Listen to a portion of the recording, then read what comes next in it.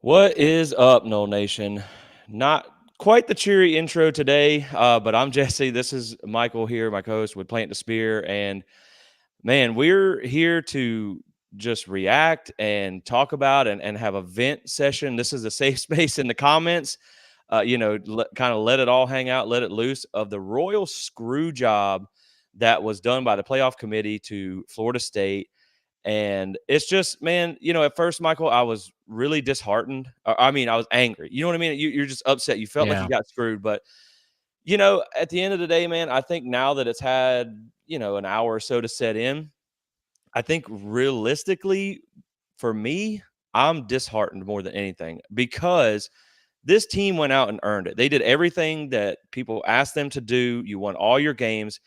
And you just robbed, and I know Jordan's not able to play on the field, but he's still very much a part of this team. But in a sense, you robbed 84 kids who worked. And let me just say something, guys. We keep it G around here, but I apologize preemptively if I let a few of them fly because I'm effing pissed. You know what I mean? But I feel like you screwed 84 kids who worked their ass off for the last however many months, 12 months, because one guy got injured. And this is a team sport. This is not a one-player sport. And so I'm disappointed, and I'm also hurt for the kids that missed out on what they worked so hard to accomplish. So give me some of your initial thoughts, man, other than just how things have settled a little bit now that we've had some time to kind of process it.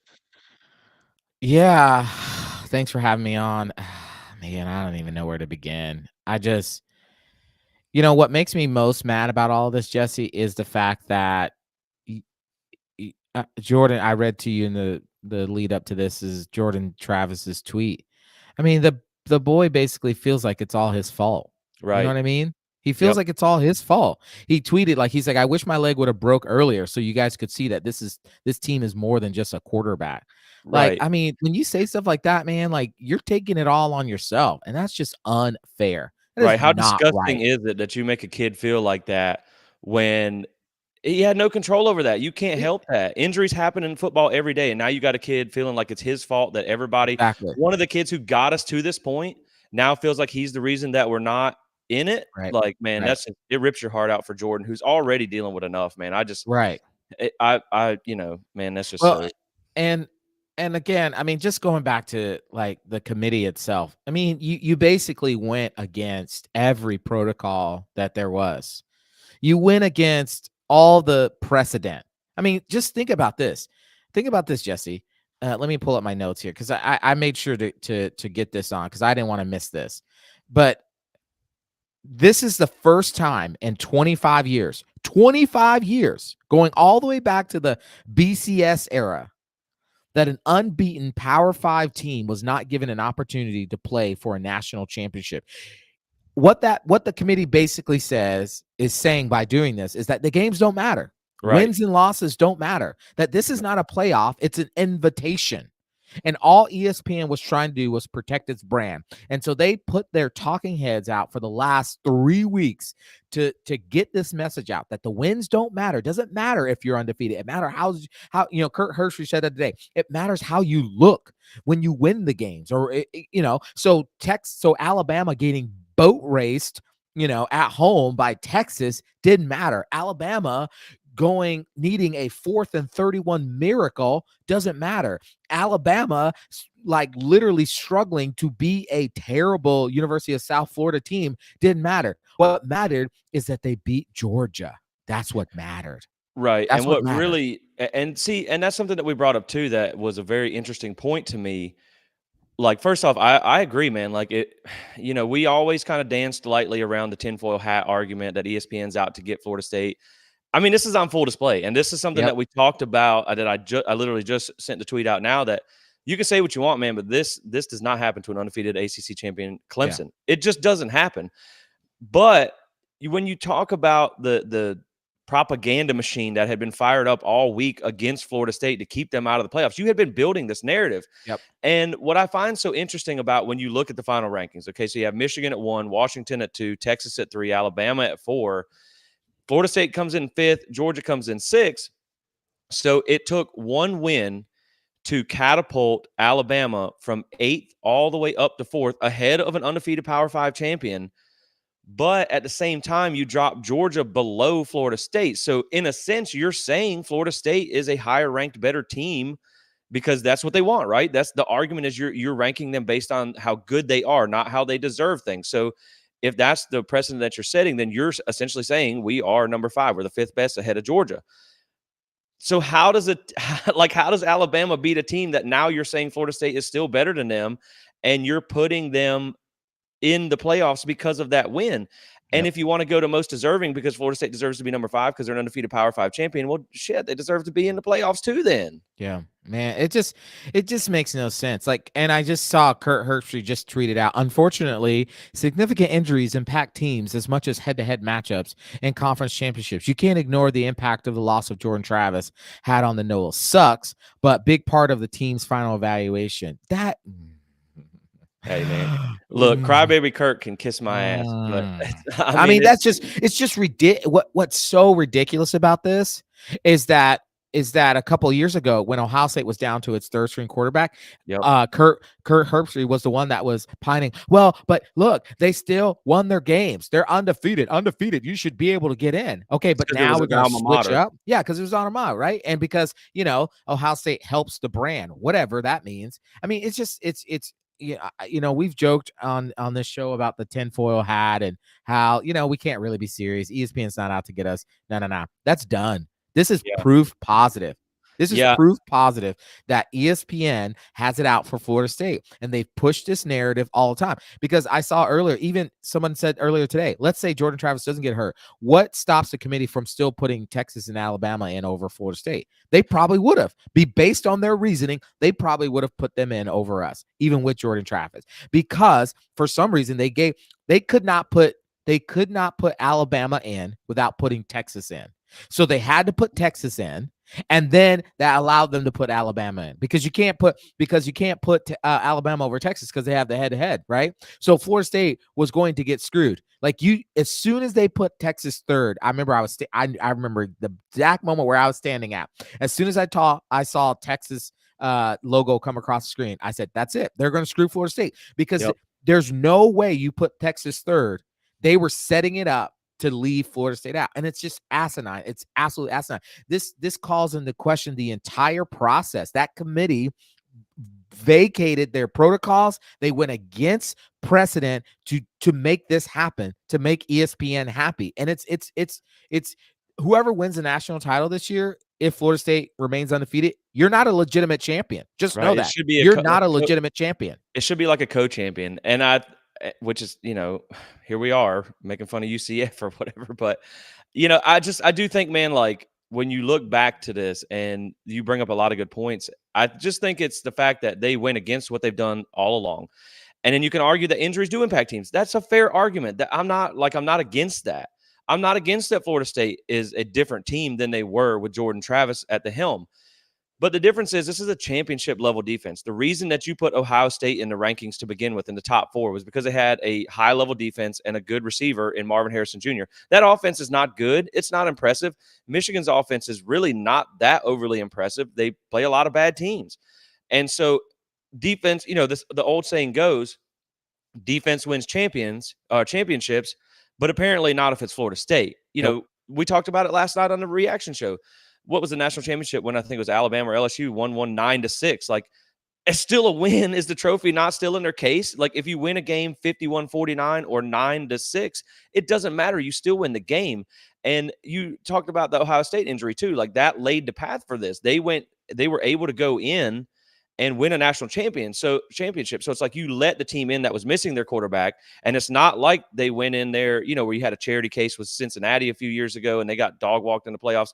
You let the team with a third string quarterback come in and they went and won, beating Alabama to do so. Now, I know these are two different teams, but Blake Corum got, injured last year for Michigan, their top running back, and they still got in. But I think what's the other thing that kind of really got under my skin about this was it really was the offensive performance yesterday, I feel like, because Florida State was at 4. And I think that the offensive performance was kind of maybe what pushed us over the edge. They just don't think it's the same offense.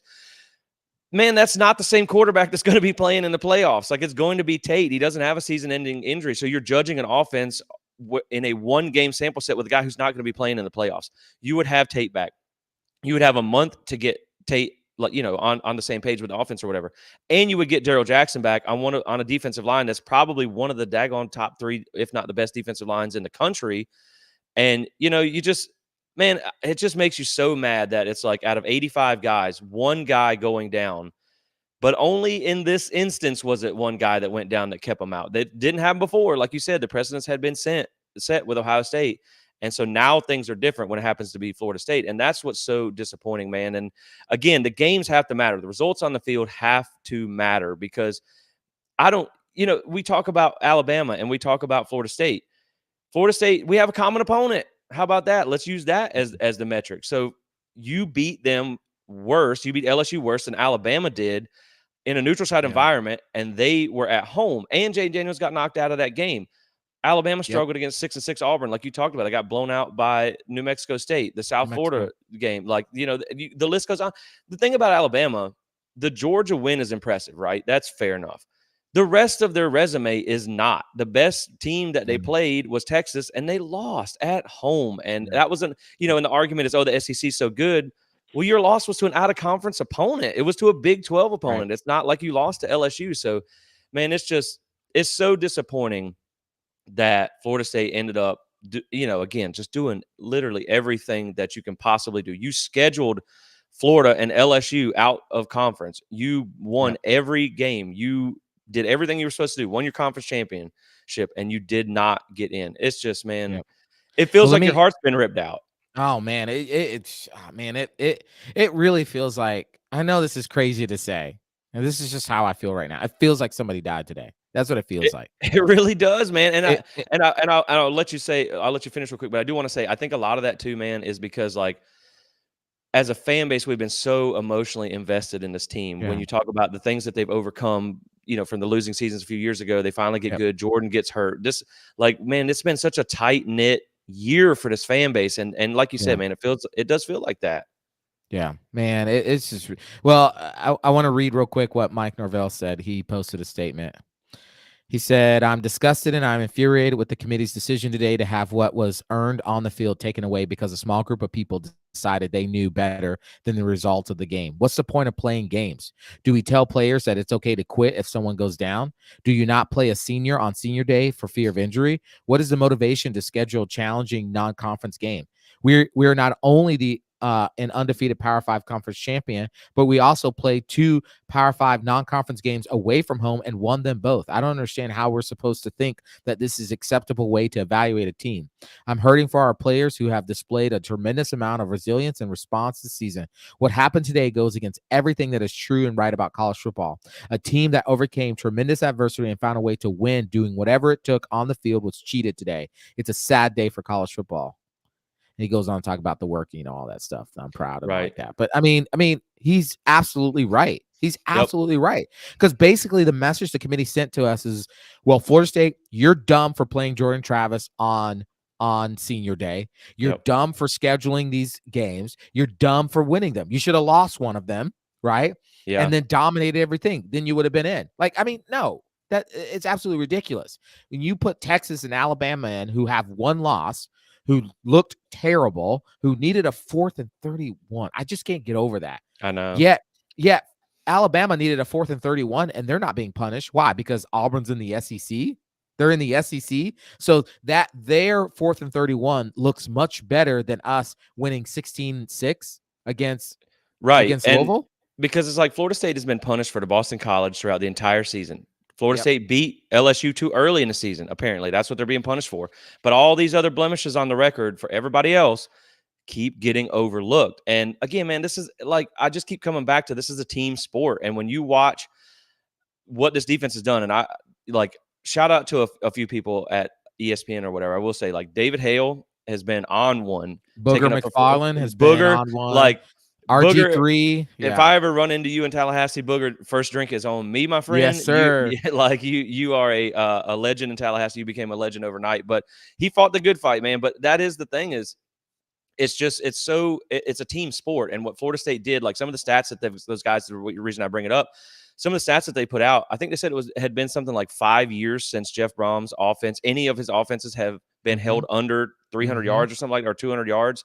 And, I think Florida State, there was something, I'll have to go back and look it up in a minute, but he had talked about what Florida State's defense did in the fourth quarter of the last two games was like unprecedented. I mean, it was like 26 plays for negative 56 yards or something like that in the fourth quarter. And again, man, defense wins championships. I know you had 2 punting issues in the last, 2 games, but you also have a guy who's a Ray Guy finalist on your special teams. You have a kicker who's been excellent this year. You still have a lot of playmakers on this offense. You have a good staff. Yeah. And then this is what it turned out to be. So it's, man. I love this tweet. So Kurt Warner, former St. Louis Rams quarterback. Okay. He literally tweeted out, he said, "I once played for the worst playoff team ever, and we found ourselves 2 minutes and 30 seconds from winning the Super Bowl and shocking the world because we earned the right to play the game." Right. And the thing is, they're assuming what would have happened in the playoffs. And you can't count out a team. You can say they don't look like the same team. But at the same time, when you have Louisville, and, thanks Louisville for kind of crapping the bed and not being a top 10 team. But at the same time, they lost against Kentucky. They didn't find a way when they were healthy. Alabama was fully healthy and they found a way to win, but it was, by a prayer again against Auburn. Florida State had a backup quarterback, found a way to win a rivalry game on the road. They had a true freaking freshman quarterback who has never started a game, barely even played in the game, was injured half the year with his hand, so he really couldn't do a whole lot.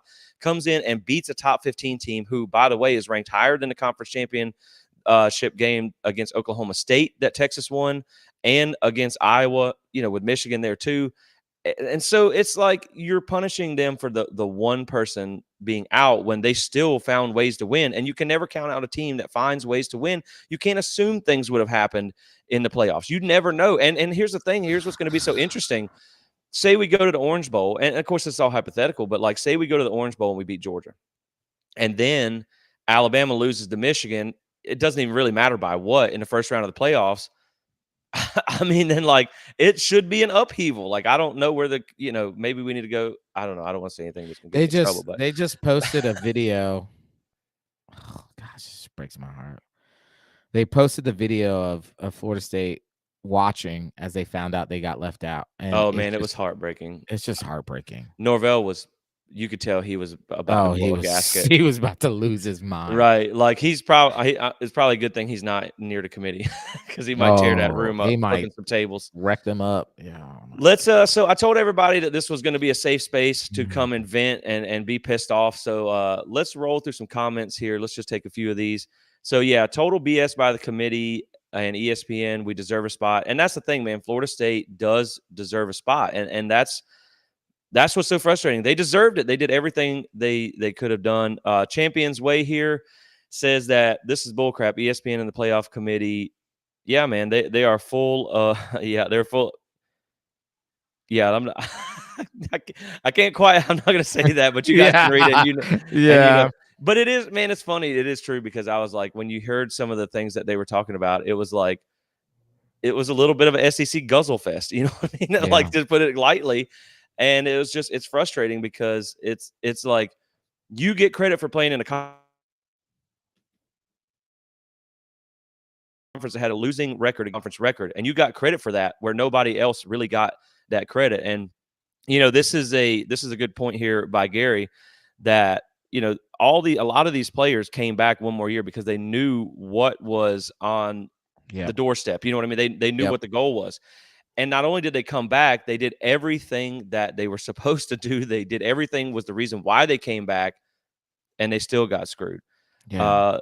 I don't think FSU should boycott their bowl. I understand what people say. There's a lot of money in that, so we'll take it. Maybe it'll help us with a buyout to get out of the ACC because I tell you what, man, if there's one thing is evident, like we got to get out of this conference. We have to get out of the conference, or at the same time, now that's the end of the conversation right there. You got to get out of the ACC. Yeah, period. I don't care. I don't care anymore. You got to get out of this conference. If I'm the ACC, I'm raising teetotal hell in somebody's offices. The fact that you just screwed this conference like this, and this should be a shot across the bow to all the other teams, the other programs in the ACC, that you have to step up and do better. Because if we go undefeated in the conference, and beating you guys wasn't good enough, which is still BS because you played some ranked teams that were good at the time. Man, it's really frustrating. Man. And yeah, Gary's right. I think they were desperate to put an SEC team in. Oh, they were. They were so desperate for it Yep. because think about this: if no SEC teams get into this playoff, ESPN loses out on not millions, billions. Right? Even though they get to broadcast the game, they don't get to do the SEC stuff. They lose out on that money, and that would hurt the ESPN brand because ESPN is is costing Disney so much money right now. I live here right in Orlando. We hear about it all the time. ESPN is literally draining Disney of money. They had to find a way to make sure that they make money. And right now, ESPN has hitched its hopes to the SEC. And Fox is killing it. CBS is now killing it with the Big Ten. I mean, the Big Ten is projected to bring in almost 90 million a year per team, right? And the SEC right now is around 70. So you can see why ESPN desperately wanted to make sure an SEC team was in. So they were willing to screw whoever it took, and just happened to be Florida State this year. Yeah, and I mean, I don't disagree, and that's it's funny because that's what we talked about even last night on the reaction show, was that you didn't think Florida State was gonna be left out. You No. thought this was just gonna be the most elaborate smear campaign and then be nothing, but then it turns out that, the one thing that we had said was that this could this is the way. Like, this is the way you get screwed is from the SEC. And Yep. that's why, if you remember back a couple of rankings reaction shows that we did a while back, I said, man, because I know how this stuff works. You know what I mean? Like, not like I have some inside knowledge. Just you know how Florida State gets treated versus other teams. That this is why my rooting interest changed. This is why, like, I know a lot of you guys don't probably know this, but I grew up in Georgia, so I'm the least bit of a Georgia fan. No offense. I know my wife's a Georgia fan, so let me be quiet.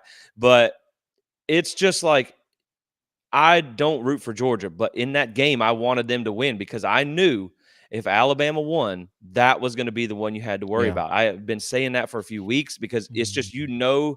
the screw job that was coming, and it happened, and it kind of took us by shock. And, Ashley brings up a good point here, just talking about it's sad. It is sad that, favoritism goes over performance, and then you have the team that deserved to be in, and all the adversity that they faced, everything that they overcame as a team. You know, when you lose a guy like Jordan Travis, when you lose someone who is a Heisman hopeful, who's the heart of your team, and you still go on to be 3-0 or 2 3/4 and 0 because he played in the UNA game, but you still beat Florida in the swamp. You still won the ACC championship without Yeah. him. You felt like, okay, well, I mean, that's a terrible loss. It's hard to overcome. And then, like, now in a month span, you've had your heart ripped out twice. It's like when you lost Jordan, they ripped your heart out, and then the CFP show, they just kind of stomped all over it. So, Yeah.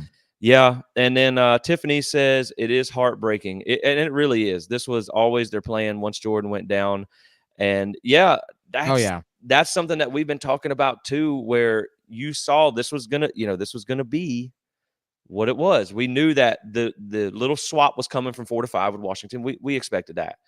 But the fact that Jordan went down greased the wheels to make it easier. You know what I mean? It's like sneaking in and disabling the alarm in the middle of the night. You knew you were breaking in. You just made it evident, way more possible now. Man, what's crazy is, oh gosh, now that I'm just thinking of all these stupid scenarios, what's crazy is if Alabama doesn't convert that 4th and 31, right? They have two lot. They're 10-2. They go beat Georgia in the SEC title game, so they're 11-2. Georgia's 12-1. Like, I feel like they still would have put Georgia in. You know what I mean? Like, they I would have know, found a man. way. And here's the thing, to this point about, I know you made the point about, like, that's why you was hoping that Georgia would win. And what I said to you, and I'll say it again, is, yeah, yes, Georgia winning maybe would have helped. But based on how they did this, I don't think so, because that would have been left Georgia at 1, Michigan at 2, Washington at 3. And now you're talking about, are they going to put a one-loss Big 12 champion, Texas, over Florida State? They would have. But they moved Texas over Florida State to number 3. So they definitely would have put him over. That we would have still, what there was not sorry.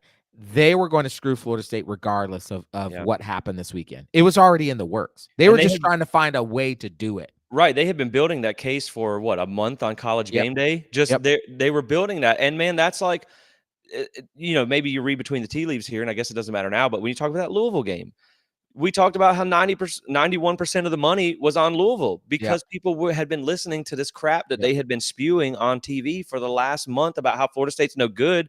And then you go in there and you have a dominant defensive performance, an absolutely dominant defensive Yep. performance. And it wasn't good enough. And that's what makes me so mad, man. It's like when this team's back was against the wall and they had a true freshman in there and they couldn't really move the ball and they had to find some ways to do things. That defense played Yeah. lights out, Lights and they out. played lights out. And like Louisville, again, you can argue how good Louisville is or not, but they have some good running backs. They have some good receivers. They're a decent team. They're top 30 in like advanced metrics. I think in offense, they were like around 2025 or something like that. So let's just say a top 30 offense. You shut them down. You don't think that Florida State can go in there and shut down another offense in the playoffs? Like Michigan's offense doesn't scare you.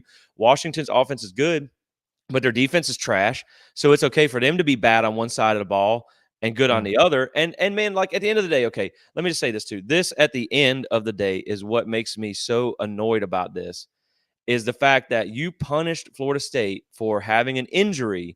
but you also act like no other teams are like everyone else is immune to injury. Correct. What if Penix, who you could argue is more important to that team than Jordan Travis was, because if you lose Penix, Right. they're probably not winning any Right. games Oh because yeah, they because won they every game have a close anyway. terrible defense. Yeah. Right. But like, what if he's jogging out for warmups in the playoff game and blows out his ACL? Now, or like tomorrow, he's getting on the plane and he gets injured. He can't play or whatever. Do you take Washington out of the playoffs? Because that's what the precedent you set with Florida State. Oh, well, they don't have their quarterback now. They don't deserve to be in. That is a BS narrative, man, because again, how can an injury take one team out of the playoffs? But, and here's the perfect example, too.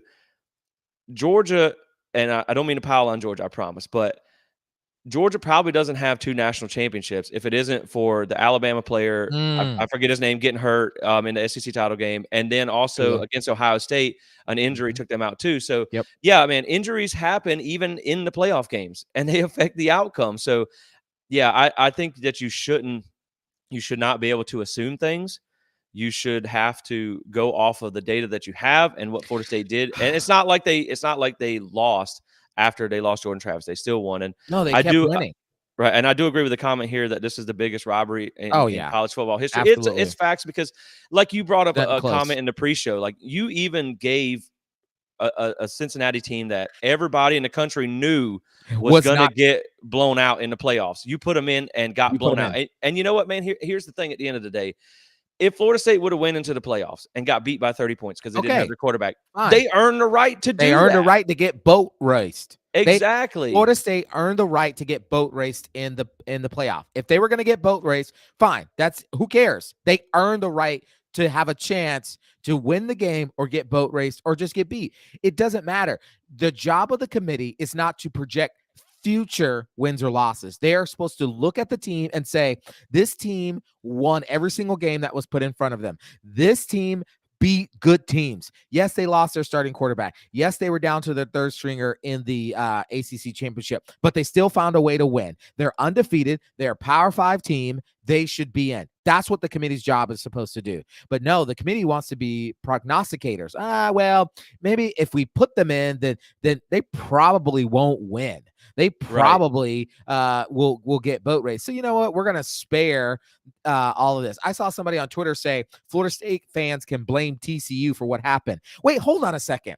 TCU went into the national championship and got boat raced by one of the greatest teams in college football. Yes. But what did they do in the semifinal? They beat Michigan. They beat Right. Michigan, right? Right.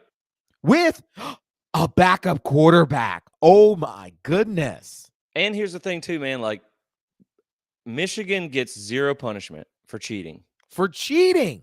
For literally cheating. So And, Florida and State yet gets Florida State gets injured. punished for an injury. That's We get part of the punished for an game. injury. That Right. happens a part of the game. But Michigan's out here literally with a freaking CIA level cheating scheme, and we're like, nah, we're gonna just brush past that. Absolutely ridiculous. Yeah, no, I agree. And Nick makes a couple of good points here that you can't devalue 13-0, and you really can't because he said, like you say, a win is a win is a win. And I don't understand at what point, and we know it's game control because that was invented in 2014 for Florida State, and it made a comeback faster than the Miami Hurricanes did in 2023 to screw Florida State. The So one laugh I can get today. right, God. exactly. So I'm glad I could help out, spread a little cheer. But yeah, no, man, it's true though that it's like a win is not a win anymore, and Nope. this is what shows that precedence. It's now more about how you win, and maybe I don't even want to say who you win against because I mean Florida State did what they were supposed to do. They Okay, scheduled so LSU. They scheduled the hard team. Like it's not even about like how or who you win. It's really about how and what conference you play in now. right. Well, and the thing is, okay, so if you didn't think if you thought Florida State was a different team after Jordan went down, why did you keep them in the top 4 after Jordan went down? Why? Why did you keep them in the top 5? If you thought they were such a different team after Jordan, why did you keep them there? Because you hoped that they would lose so that it would solve your problem. So because you were already planning this the moment Jordan went down. You're like, all right, here it is, guys. We finally got it. Yeah. But we got to keep them in the top 5 because everybody will like lose their minds. Well, they proved you wrong. They end up winning out, and then you end up screwing them anyways. Makes no Right. sense.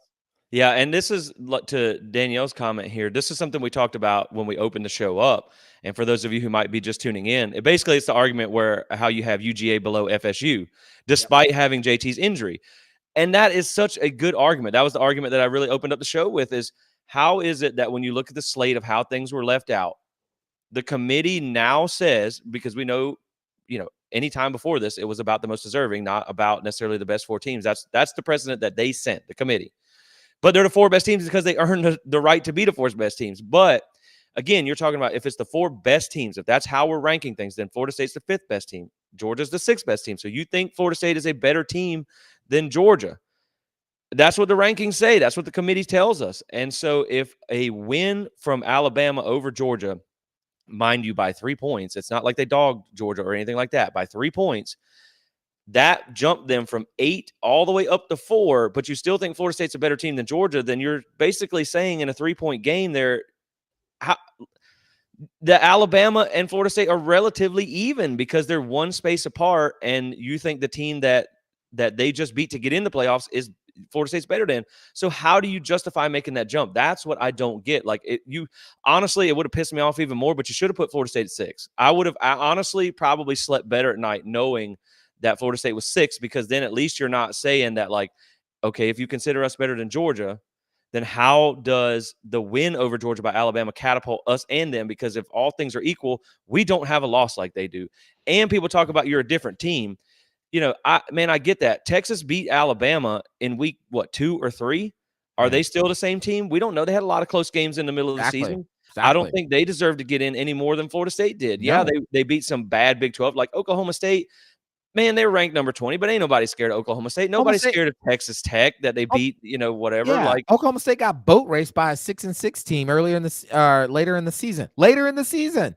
Right. And that, man, that's the thing that really makes you so mad is the fact that it's like nobody's record really looked much better than what Florida State had. It's just they got punished for something that happened right there at the end. And I just don't see, when you see that ranking, how that justifies it. And if you want to say that, okay, Florida State deserves to be at 5th because they're the most deserving, well, then they deserve to be in the playoffs. Right. So it's kind of like and it doesn't matter because they'll just, blow smoke and move on and play the games. But when you talk about the best teams and the deserving teams and that 2 arguments there, and then you look at the way 4, 5, and 6 slated out, they painted themselves into a corner, realistically. Because you said that either Florida State is not deserving enough to be in the playoffs or they're just deserving enough to be better than Georgia. And either way, you're kind of talking out of both sides of your mouth when you put Alabama in over Florida State. So it's tough, man. And I also think when you talk about Alabama beating Georgia and then, of course, Texas won too, you knew that was setting up the case because they were not going to allow Alabama to get in over Texas with the head-to-head. when you saw that, you knew that it was going to be in trouble. Like you said, when you saw Texas at 3, you knew you were in trouble. When I saw them start doing the backwards count with Georgia at 6 and whatnot, I knew Yeah. they were creating You knew drama. it. Yep. I knew it. Like I had my computer in front of me to make a graphic, and I just closed it. I said, Yeah. "Man, they're about to screw us." As soon as they put Texas third, like I told you earlier, I was standing with some people. We were all standing in a lobby. There was like 7 or 8 phones out, and as soon as I saw that Texas logo go third, I was like, "That's it. They're screwing us." That this is how they're going to do it. They're going to put Texas third. They're going to go down to 6. They're going to show Georgia, and they're going to show us, because that's what they were trying to paint this picture. As soon as they put Texas third, ESPN then puts up this graphic with Alabama, Florida State, and Georgia, and they line up the resume. Yeah, because you're basically just trying to show how Florida State doesn't deserve to be in. But when you put those resumes up, it basically said, oh, look, undefeated. Oh, 3 top 25 wins of current college football playoff teams. Oh, but we're going to screw you anyways. Right. No, yeah, man, I agree. And it is heartbreaking. It's frustrating. It's just, again, I don't think this happens to an undefeated ACC champion Clemson. I No. really don't. And Nope. just going through some of the comments here, apparently somebody thinks we're dumb because FSU didn't schedule the Gators if it is every season game. It What? is on the schedule, and guess what? You have to make a schedule, so you have to make sure the game's there. It's on the schedule. They schedule that game every year. I get it; it's mandated, but I don't, whatever. It's Florida fans. Why are you even here? Don't you have a bowl to prepare for? Oh wait, never mind. Yeah, I think we're all pissed, Gary. Man, I really do think I really do think we are all just really pissed. And the 1,000-yard stare, I agree, man. When I saw that, I just was like, I almost can't find words. Like, you know what I mean? Like you really almost just can't find words for it. And it was like you had in the pit of your stomach that it could happen. And then you saw it play out the way it did, and you were like, I really cannot believe this just happened, and it's so frustrating. But again, man, what's so maddening about it for me is when you talk about Florida State's defense and the way that they played, the fact that they would have had Tate back, the fact that they would have had time to get him in rhythm, and you had put Ohio State, like we talked about, in the top 4 because of their defense. Georgia's defense was really good. Alabama and all these teams, like, they get credit for having these SEC defenses. Well, Florida State's got one of the best daggone defenses in the country, and it wasn't good enough to get them in the playoffs. Like, you can still, they still found ways to score last night on a pretty decent Louisville defense that had a really good front seven. And, I know they only scored 16 points, but again, you had a freshman in there. Not only did you have a freshman in there, you had an inexperienced freshman that you had to treat like a freshman. You couldn't just open up the playbook. So it would have been a different offense in the playoffs. You would have had Tate back. And yeah, it's just, I know. It's when taking a few more And comments here. It's not about the game anymore. I agree. Yeah. And here's the thing, man. Like, let's just look at the big picture of this. This is why Florida State's got to get the heck out of this conference. Because look at the big picture of this. And I know we're all in our fields right now. And so this might sound like hyperbole, but it's just real. Think about FSU's rivals now, especially the rivals that are in the SEC, like Florida, right? You know what they're going to do? Negative recruit, because they've had a terrible season. They've had a terrible last couple of seasons. When they sit down at a recruit's home, they're going to say, look, yeah, Florida State might be better than us right now. Yeah, they might be winning more games with us now. But look, you go there, you're not going to have a chance to win a national championship. Look what the committee just did. They just told you that Florida State's not a national championship program. That's what they did. You bring up a really good point that I had not thought about before, man. That is that is very true because, it was already a big point in recruiting to say, oh, you can come play in the SEC and all that. And then, you're finally trying to bust that narrative, with Clemson has won a couple titles. Now while Florida State was down, now it's like if Florida State could be back and you could have Florida State and Clemson good at the same time, then it's like, okay, the ACC, it will hold its own. I think you really do bring a good point when you say that this will now be used negatively to recruit against a team in the ACC, when you can say, okay, well, yeah, you can go play for the ACC in the ACC where you win all your games, you get left out of the playoffs, you don't get a chance to compete for anything. And, this may be reading too far into it. I don't want to like make a mountain out of a molehill, but I think this is a mountain. You talk about coaches. When you have the income gap, of the pay that these conferences are having. So not only can the Big Ten and the SEC now afford to pay more, so they can essentially come.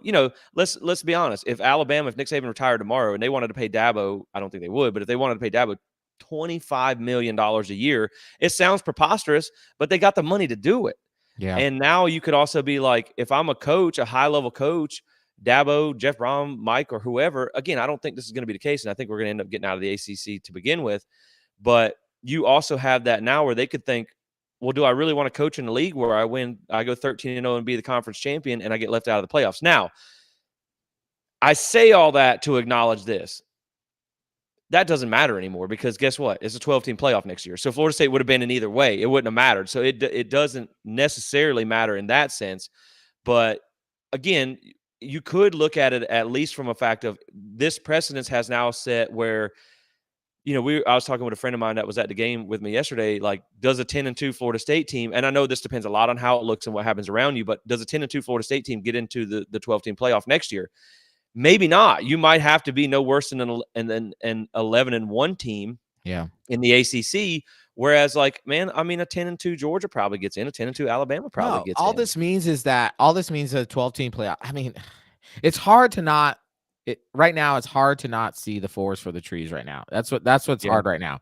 And all this makes me think is that next year with a 12-team playoff, it's another way for ESPN to get more SEC teams in. Now you're going to get an Ole Miss in. Now you're going to get a Missouri in. Now you're going to get a Georgia in and a Bama in. So you got 4 now, right? You got 4 of the 12, which only leaves 8 spots. Like, it just makes no sense.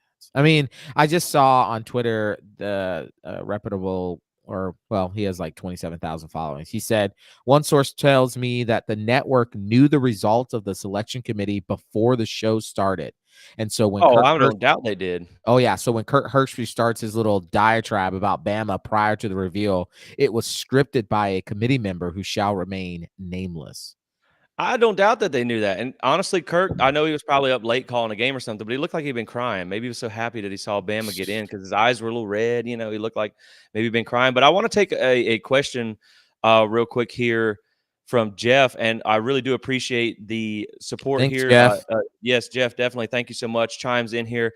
And he asked the question, if Alabama would have lost their quarterback and they won ugly games and then they won against Georgia ugly by playing really great defense, would they have get left out of the playoffs? Probably not. No, they wouldn't have. No, they wouldn't have. They would have said, this was, wow, what a great performance. Nick Saban, the defensive genius, he was able to rise his team up and go and win that game. 100%, man. And then on top of that, I know he's playing better now. I get it. Milroe is a different quarterback. They benched their quarterback early in the year, and then they went to another guy, and they benched him too. They went to a transfer from Notre Dame. Right, and benched him too because he wasn't playing good. So it's not like I know like I said, I know he's gotten a lot better throughout the season, but I 100% agree with what Jeff says there that it would have this again, man. Think back to before the tweet that I had. We did a whole episode over this where you had the Georgia Auburn score and then you had the Clemson Florida State score. And I said, these 2 wins are going to be, they're almost identical, a gutsy win on the road. They're going to be treated differently. Yeah. Like that's where you start seeing them paint that picture where if they had done that, it would have been, like you said, a gutsy win by the defensive god himself, Nick Saban. But yet when it's Adam Fuller and this team and this coaching staff and everything, and that is one more thing that I do want to talk about is the fact that, like, if you want to look for a ray of sunshine in a cloudy moment, which we're in a thunderstorm right now, so it's going to be hard to find one. Yeah. Man, kudos to the staff for doing everything they had to do, doing everything they had to do to go out and get a win, 2 wins, almost 3 wins, really, in tough situations by really throwing everything at the wall. I mean, they ran Wildcat. Adam Fuller was in his absolute bag last night, yes, and against Florida, later in the game too. So I really do think that it does speak to how good this coaching staff is. And to me, I thought that really should have been, I thought that should have been something that should have counted too, because you have a staff that can deal with these situations and find a way to win. I mean, it'd have been one thing if you'd have win in there, honestly. Like, here's the thing, and I know we said it didn't matter what you did against Louisville, But like if you'd have came in there and you'd have won that game close and it would have looked bad on offense with Tate at quarterback or something like that, then all right, fine, make the argument. But you basically judge this off of Tate's first start since 2020 on the road in the swamp in front of 90,000 people when they still covered the spread. They still scored 24 offensive points. And then you judge them off the third string quarterback, Brock Glenn, who's never started a game in his life. And he also is going to not be your starter in the playoffs. And Right. so I think that's what was so disappointing about judging it off of yesterday. Because, man, here's a question I'll ask to you. Like, do you think if Tate comes in yesterday and he plays, and let's say they beat Louisville 20-10, not even great, but like the offense just looks like it's going a little bit. Tate throws for 200 yards and things like that. Do you think they still get left out? Because I really do think that it's like they judged Tate off such a small sample Yeah. size. It's They like are. the tweet that Jordan said that you read us earlier, where he felt like he wishes he'd have got. And this guy, man, this is just awful to make a kid feel this way. But he wishes he'd have got hurt earlier in the season so Yeah. people could have Man. seen Tate have that sample set. Man, I feel like if Tate would have came in and kind of lit it up yesterday, and even then, say the game was won 38-30 or something like that, I still think Florida State gets in. Yeah. Maybe they have a better chance, but you judge them off a third string quarterback who's never started a game in his life and wouldn't have started a playoff game. Yeah, you judged him off a third string quarterback who is let's just remind the nation. He's a third string quarterback who literally had only played 20 snaps total and then was out pretty much most of the season with an injury. He came back in, and only because Tate was out with our concussion did he have to play the game. And yet what you witnessed was literally one of the greatest defensive performance. Hold on a second. Greatest defensive performance of any team all season. No other team, not Georgia, not Alabama, not Texas, not Michigan, not any of them had a better defensive performance against a ranked Power 5 college football playoff ranked team than what Florida State put on display last night against Louisville. Right. Held a offense that has scored over 400 yards every game, has scored 30 points in almost every game this season, to 6 points and 188 yards. This game is more than a single person game. It is a team. And what you basically told this college football entity is that the games don't matter. It's how you look. That's what you Right. said. Results don't matter. It's Yep. how you look. It's a beauty pageant, and that's what someone mentioned earlier in the comments. It has you've taken away the success on the field factor so much as you have just your gut feeling. And when you assume things, Michael, I'm sure you know what people say when you Yep. assume things, you make an ass out of you and me. And so again, I love chaos anyway, but I'm really hoping for some absolute I of course you don't like Michigan when you found out they cheated and everything, but like secretly, I don't like Michigan either. I hope they beat the pants off Alabama just because it's gonna make the committee look stupid that they got put in. But that's maybe just a side thing there. But I do want to share a couple things here. I had mentioned these earlier in the show. I went and pulled those tweets up. So this came from David Hale. He said FSU's defense in the fourth quarter, the last 2 weeks, 26 plays, negative 38 yards allowed, minus 51 rush yards allowed, 9 sacks, 0.1 QBR allowed, negative 2.1 yards of dropback. No other team in the last 20 years has allowed 0 or negative yards in back-to-back fourth quarters. FSU did it versus Florida and in the ACC championship game. So, again, man, you ask for a championship level defense. That's as championship level as it gets, and you still left them out of the playoffs. And the other one that I wanted to read you too, I'm sure most of you guys are familiar with Bill Connolly. He's the guy who's the mind behind the S&P rankings, which is like opponent pace of play and stuff like that. And he says, I was curious what a matchup of resume, S&P plus, and strength of record would have to say about the top 7. Now, this is before the rankings came out. Not quite what I expected. Michigan at 1, Florida State at 2, Washington at 3, Ohio State at 4, Alabama at 5, Georgia at 6, Texas at 7. So that doesn't include who's the most deserving when you talk about Ohio State being in there. But you're having a guy who went in and mashed up your resume, your S&P plus, and your strength of record. And Florida State was number 2. Yeah. And here they are finding themselves on the outside looking in. I mean, it's just ridiculous. man, it's just so ridiculous. I mean, and now these kids have to prepare for this Orange Bowl. And I mean, let's just be real. And I know, I'm just saying right now. I know that winning the Orange Bowl, can do dividends for the program, and of course the money that comes from it. But I'm just telling you, this is meaningless. This bowl's meaningless because here's why it's meaningless. If Georgia wins, then everybody will say, see, that's why FSU didn't deserve to be in. It's validation, right? But if FSU wins, you know what they're gonna say? Well, Georgia didn't want to be there. It's not the national championship. That's why they won. So Florida State can't win for losing in this game, right? No, nope. And that is the SEC excuse. That's what happened when UCF beat Auburn in the bowl game. They said, well, Auburn didn't want to be there. They weren't interested in that. But now Florida State, who just got robbed of a shot at a national championship, is going to have to go into this game.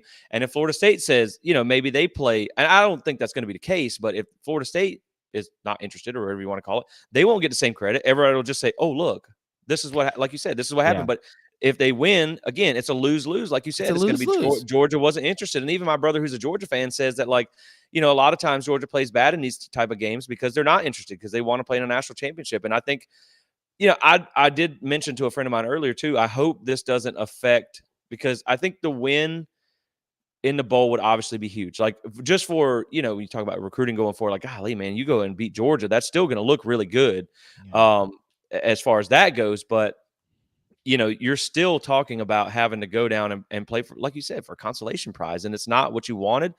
And, you're going to have two teams who are going to feel really, really pissed. But I hope it doesn't come to the point where some players who maybe are going to the NFL decide not to play in this bowl. Because I wouldn't blame them. I wouldn't blame them. I wouldn't either. Like, if you plan on going to the NFL, I don't blame Verse, like, if he didn't play or something like that. Because you don't want to get hurt. You saw what happened. You saw how this entity treats kids who get hurt. They throw you aside and say your team is worthless. So why would you? I mean, not Florida State, but the college football as a whole. So why, if you're Jarrett Verse, why, if you're Keon Coleman, Johnny Wilson, Pat, or whoever, Braden Fisk, why would you risk your future, $1 million of earning to go play in a bowl game when you were just told that your team doesn't matter because your best player was gone? So your team can go to this consolation bowl with a bunch of oranges, hope to beat Georgia, and, get out of it. Like, honestly, I'm just being real right now. I know I'm being real. Later on, probably a week from now, I'll be like, no, I want them to play in this game. But right now, I'm just saying I've always felt like the bowls are consolation prizes. Like, it's a participation trophy deal. I mean, the ultimate prize, the reason why you play college football is to win a national champion. And there are only 5 conferences that have the ability to do that. And today, that committee said the ACC is not a championship conference. Now there's 4. Now there's 4, essentially. And yeah, man, I agree. Like, I'm, and one of those conferences is done after this year. Right. And another one is going to look a whole lot different when you lose your 2 top teams, your playoff team and your next highest ranked team. Like, the Big 12 is not going to be squat next year. No. When you talk about who they're going to have. So to me, it's like you have one conference that's dead, one conference that's dying, and then you just screwed over the other one. So it's like, either we need to get out of the ACC, which is a fact. And I saw someone mention that Miami and Virginia Tech and teams like that need to hold more weight. They really do. That was an absolute flop once you added them to the conference. And I don't think anybody saw that coming. But you have to get out of this conference, or we just need to go to the super conferences or whatever and do it that way. And, if the SEC is so mad about being left out, you got enough teams now, just create your own league and play for your own thing. But I agree, man. I mean, I get if people sit out because there's a lot of money on the line in a bowl game that is essentially a, like you said, a consolation prize. But I will also say that I'm excited about it. I think it would still be a huge win for Florida State. I mean, it's still a New Year's Six bowl. I know any other year you'd be happy with an Orange Bowl berth. This year, it just feels different. This is kind of like, Coach Hamilton's 2020 COVID season, where you felt like you had a team that really could have done something, and you just will always wonder what could have been.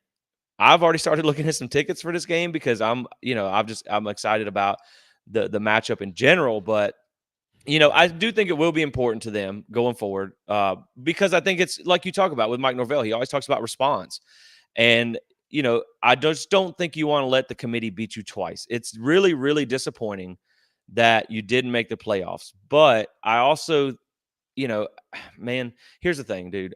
I kind of set this up the other day because I just had this gut feeling that something bad was going to happen if the situation played out like it was. And that's why I had said that if they win the ACC championship and they go undefeated and say they go win like an Orange Bowl or something like that, I just don't want people to like crap on what this team accomplished, because that's still a lot. I mean, you still would be 14-0 conference champion, New Year's Six Bowl and all that stuff.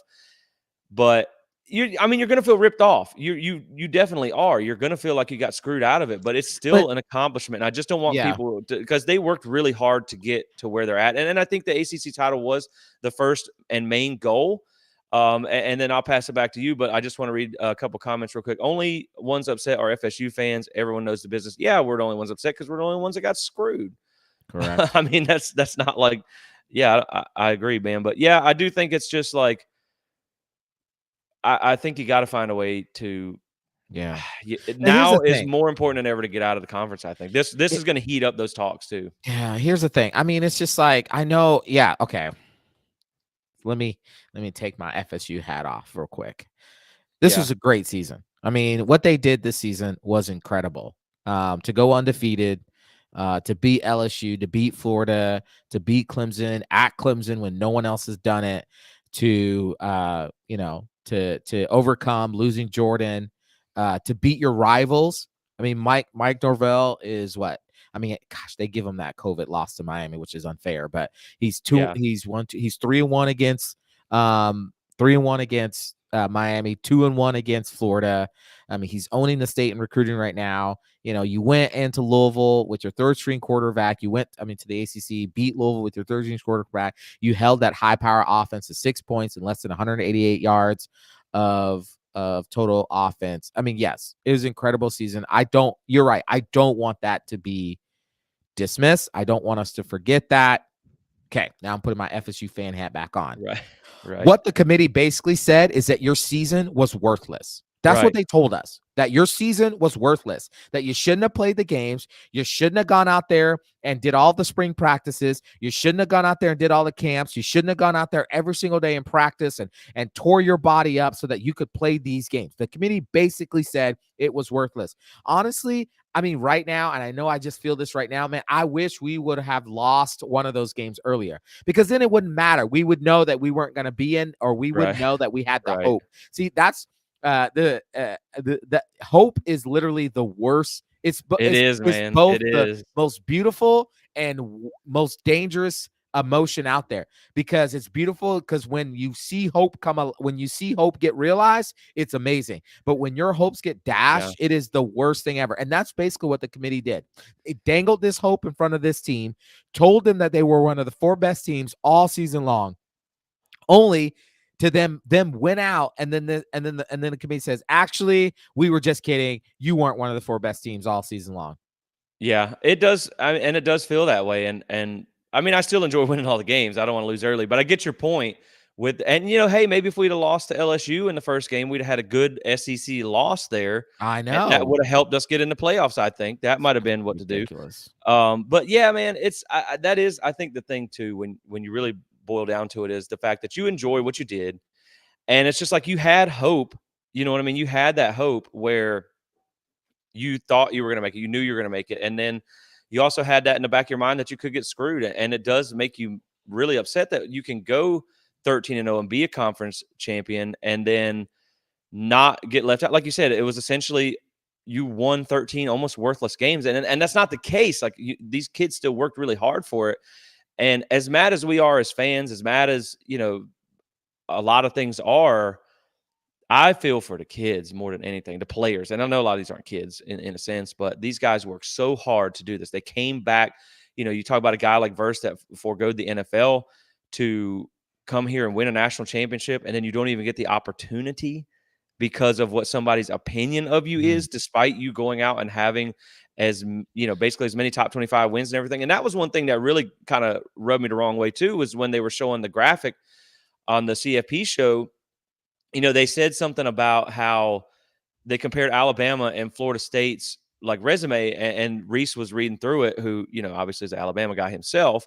And so he's reading through these things, and he says, well, they show Alabama has 4-1 versus top 25 teams, and Florida State's 3-0. He says, well, and they have an advantage in their strength of schedule, or not the strength of record for Florida State's actually higher. The strength of schedule for Alabama is like they get an edge there, then they get an edge against top 25 wins, and I'm like, hang on, dude, hang on. So you won one more top 25 game. Congratulations. Do you see that little thing? There's like a number and then a dash and then another number. Does that one over there count for that? Should count more than you saying you have one more top 25 win. Yeah, you also lost at home to a top 25 team. The one team that, Florida State went out of its way to play, that was a tough team. I mean, you pounded Louisville. LSU. So it's like that part I think is really frustrating. Just from like you're frustrated for the players, and man, at the same time, like there is more ripple effect to this than people think. Like you said, how much money does the conference, does Florida State, how much money they end up losing out on? Like, are they going to lose out because they didn't get a playoff spot? So like you now almost set us even farther behind, because that championship money does go to the conference, and they get a lot of money for that. And so let me read to you what Drew Weatherford, former FSU quarterback, currently on the board of trustees, just tweeted, because it goes right to your point.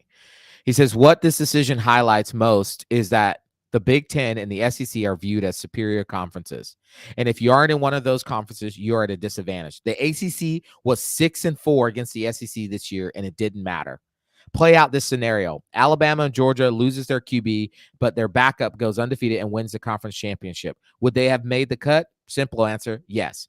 All the more reasons to consolidate to two super conferences. To not do so inherently makes not being in the SEC or the Big Ten a problem. The SEC and the Big Ten already have, get this, Jesse, already have a $500 million financial advantage against the ACC over the next 10 years. And now we're setting a precedent that even a one-loss SEC team is better than an undefeated team from any other conference. This flies in the face of what competition is all about.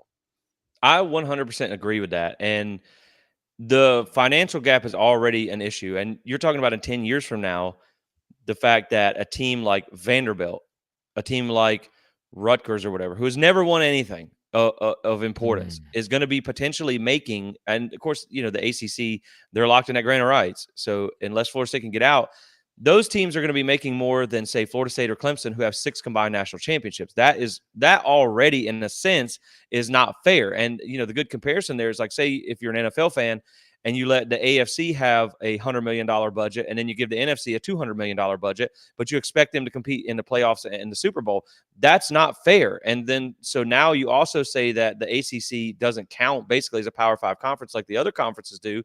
That also is just frustrating when they have to find a way out because they're locked in. And they're not going to be, they can squeeze a few more drops of juice out of the orange, but they're not going to be able to bridge that revenue gap. They're just not by adding SMU, Cal, and Stanford, some teams that nobody cares about. That was the worst decision ever. Right. So you're not going to do anything about that. And then you say this too. And the last point before I want to make on that comment on the tweet before I kick it back to you also is, man, how many national championships have run through the Big Ten recently compared to and I know it's really just been Clemson, but Clemson won 2 national championships. Florida State has a national championship in the last 10 years. The Big Ten has what? Ohio State won the one in 2014. And, I can't really think of when before that. So it's not like they win them every other year. It's not like you can say, okay, well, the SEC is the hands down, best conference or whatever. But, again, ACC has a winning record against the SEC. They have a winning record against the Big Ten this year too. And so it's just, that's what's so frustrating, man, is like you rewarded. I know it wasn't the Big Ten that kicked you out, but the ACC has done more than the Big Ten in the national picture. And so they get screwed on that one. And yeah, man, it's frustrating, especially, and I'll kick it back to you on this. Here's what's really frustrating about it too, Michael, is this was outside of really Georgia kind of, went undefeated into the SEC championship. This really was one of the worst years in the SEC in a long time. Oh man. And so it was terrible. Right. You felt like this was going to be the year that they could have done it because of that. And then even in a down year in the SEC, you still end up, and what I don't know the final rankings. I don't know if you have them right in front of you, but how many teams finished ranked in the from the ACC? What, at least probably 4 teams: Clemson, Florida State. Yeah. I don't know if Louisville fell out or not, and NC State. So you still had 4 top 25 teams. So it's not like I know we called us a trash conference, but I mean, they had 4 ranked teams, and I Yep. don't know, man. And you beat a ranked team from the SEC too. You beat Florida. You're 4-0 against the SEC in the last 2 years. Man, it's so frustrating to be in this position and then have it snatched away from you when you did everything you were supposed to do. You did everything you were supposed to do. You were told this is what you needed to do to get in. Everybody said the same thing, and you did it. And then they said, actually, it doesn't matter. It doesn't Yeah. matter. I mean, so you have. Oh, sorry, I was trying to pull up the rankings here. Here we go. Oh, they haven't updated it yet. But I mean, think about it. Yeah. So you have, Louisville's, they were ranked. Oh, I don't have the final rankings. They haven't updated it yet. Yeah, but I don't think But anyways, yeah. yeah, Louisville will probably be like 25th or something. I don't think they'll Let's look fall, but that up. I Yeah. don't know that they'll fall out. Let's see. AP. Yeah, Louisville got dropped to 16 in the AP poll. Let's go by the AP poll because college football playoffs is a bunch of crocs. So Louisville's at 18th. NC State's at 19th. I don't see Clemson. Where's Clemson? Wow, the AP didn't rank Clemson. Oh, AP ranked Clemson 26, so they didn't make the top 25. Yeah, I don't think they were in the AP at all in the last few weeks, I think. No, I think the coaches may have done it. Let's see. Coaches moved us up to 3. The coaches, the people who actually coached the game. Yeah. Because they understand that defense can win a championship, unless it's Florida State's apparently. Unless Florida State. I mean, it's just, yeah, I don't even know. I mean, you were talking about Alabama's schedule. I mean, let's just go through this schedule. They played Middle Tennessee. Okay? They lost Texas at home. They barely hung on to beat a South Florida team on the road. They beat Ole Miss 24-10. Now, Ole Miss is ranked in the top 15, I believe. They beat a terrible Mississippi State. They beat a terrible Texas A&M only by 6. They beat a terrible Arkansas team only by 3. They beat Tennessee by 14. They beat LSU, but let's remember LSU, Jaden Daniels got injured, right? And LSU still put up a crap ton of yards and points against them. They beat a terrible Kentucky team. They beat, obviously, Chattanooga, terrible. And they needed a 4th and 31 to beat a 6-6 Auburn team who just the week before got mollywopped by a New Mexico State team. And then, of course, they beat Georgia by 3 points. Yeah. And see, that's the thing about Alabama for me, man. Like I said earlier, is I understand that the Alabama win or the Georgia win was huge. I'm not taking that away from them. That was the best win of conference championship weekend. It is what it is, man. You beat the number 1 team that hasn't lost in 20-something games. That's a huge win.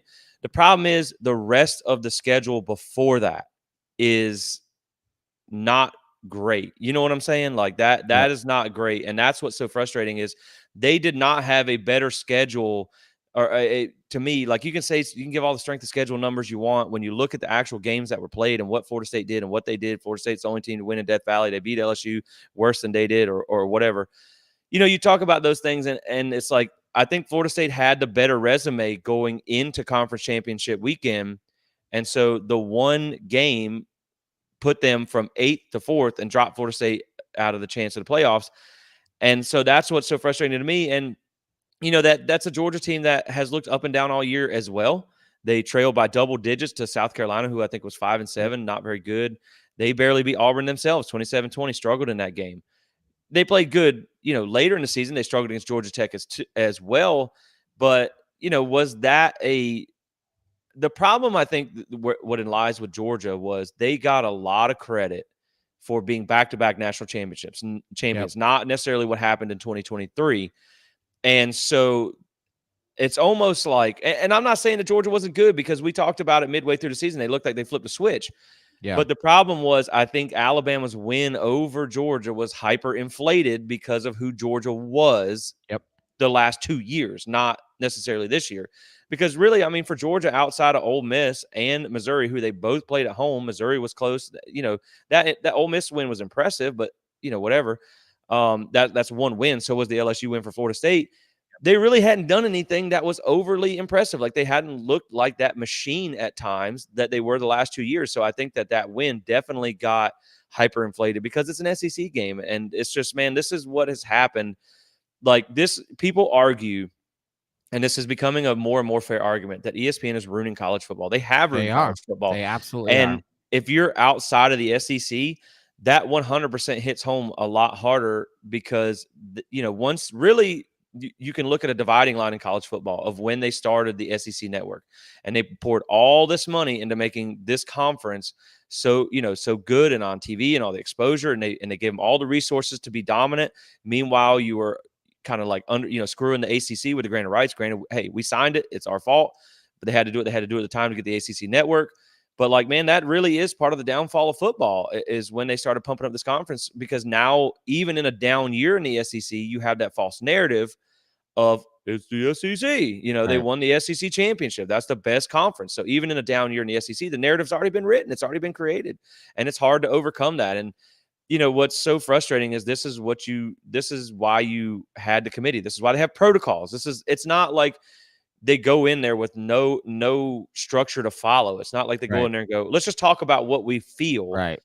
And they have protocols to go by, and they went against those. And I know the injury is in the protocol thing, but man, injuries happen every game. And like I said, what if Alabama, what if Milroe goes down, the very first play of their playoff game?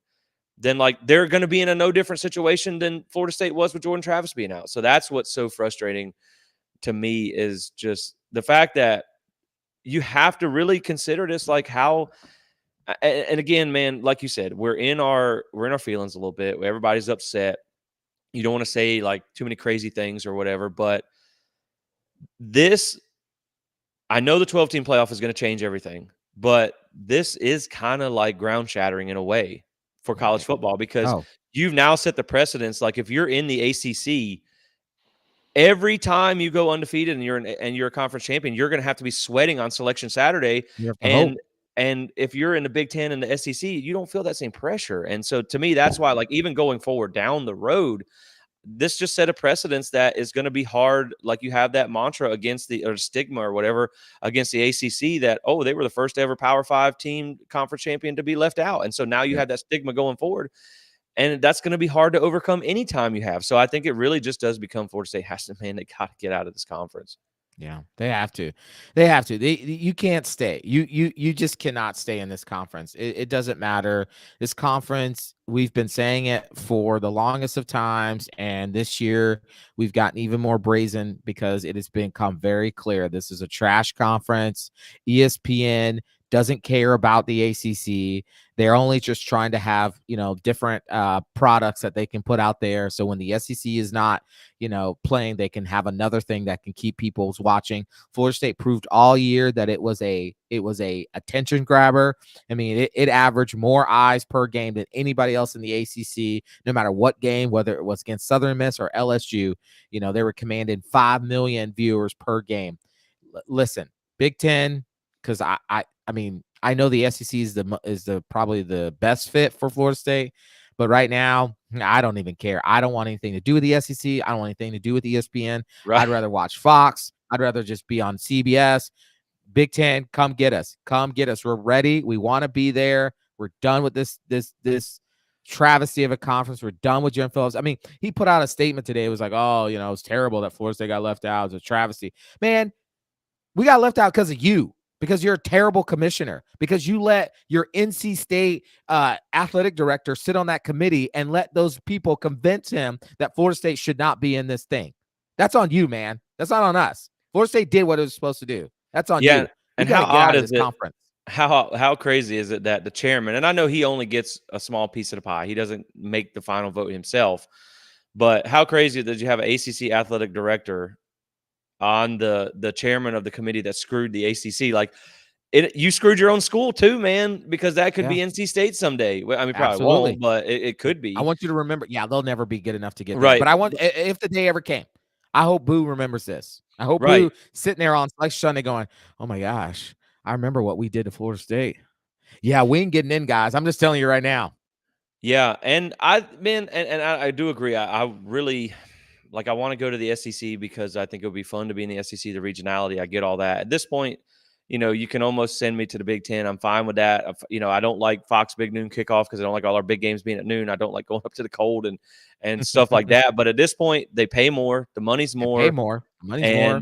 and you'll be in that power conference, and these are all projections too that did not include a lot of this expansion. So when they renegotiate these contracts with Oregon now being added and Washington, all these teams, that money's only going to continue to go up. So I think from just a purely revenue standpoint, you have to do that.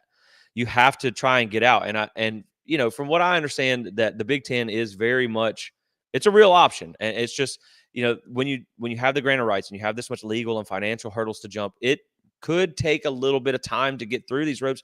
Florida State might, put like one offer towards the other or whatever to see, obviously shop around, see what numbers they can get.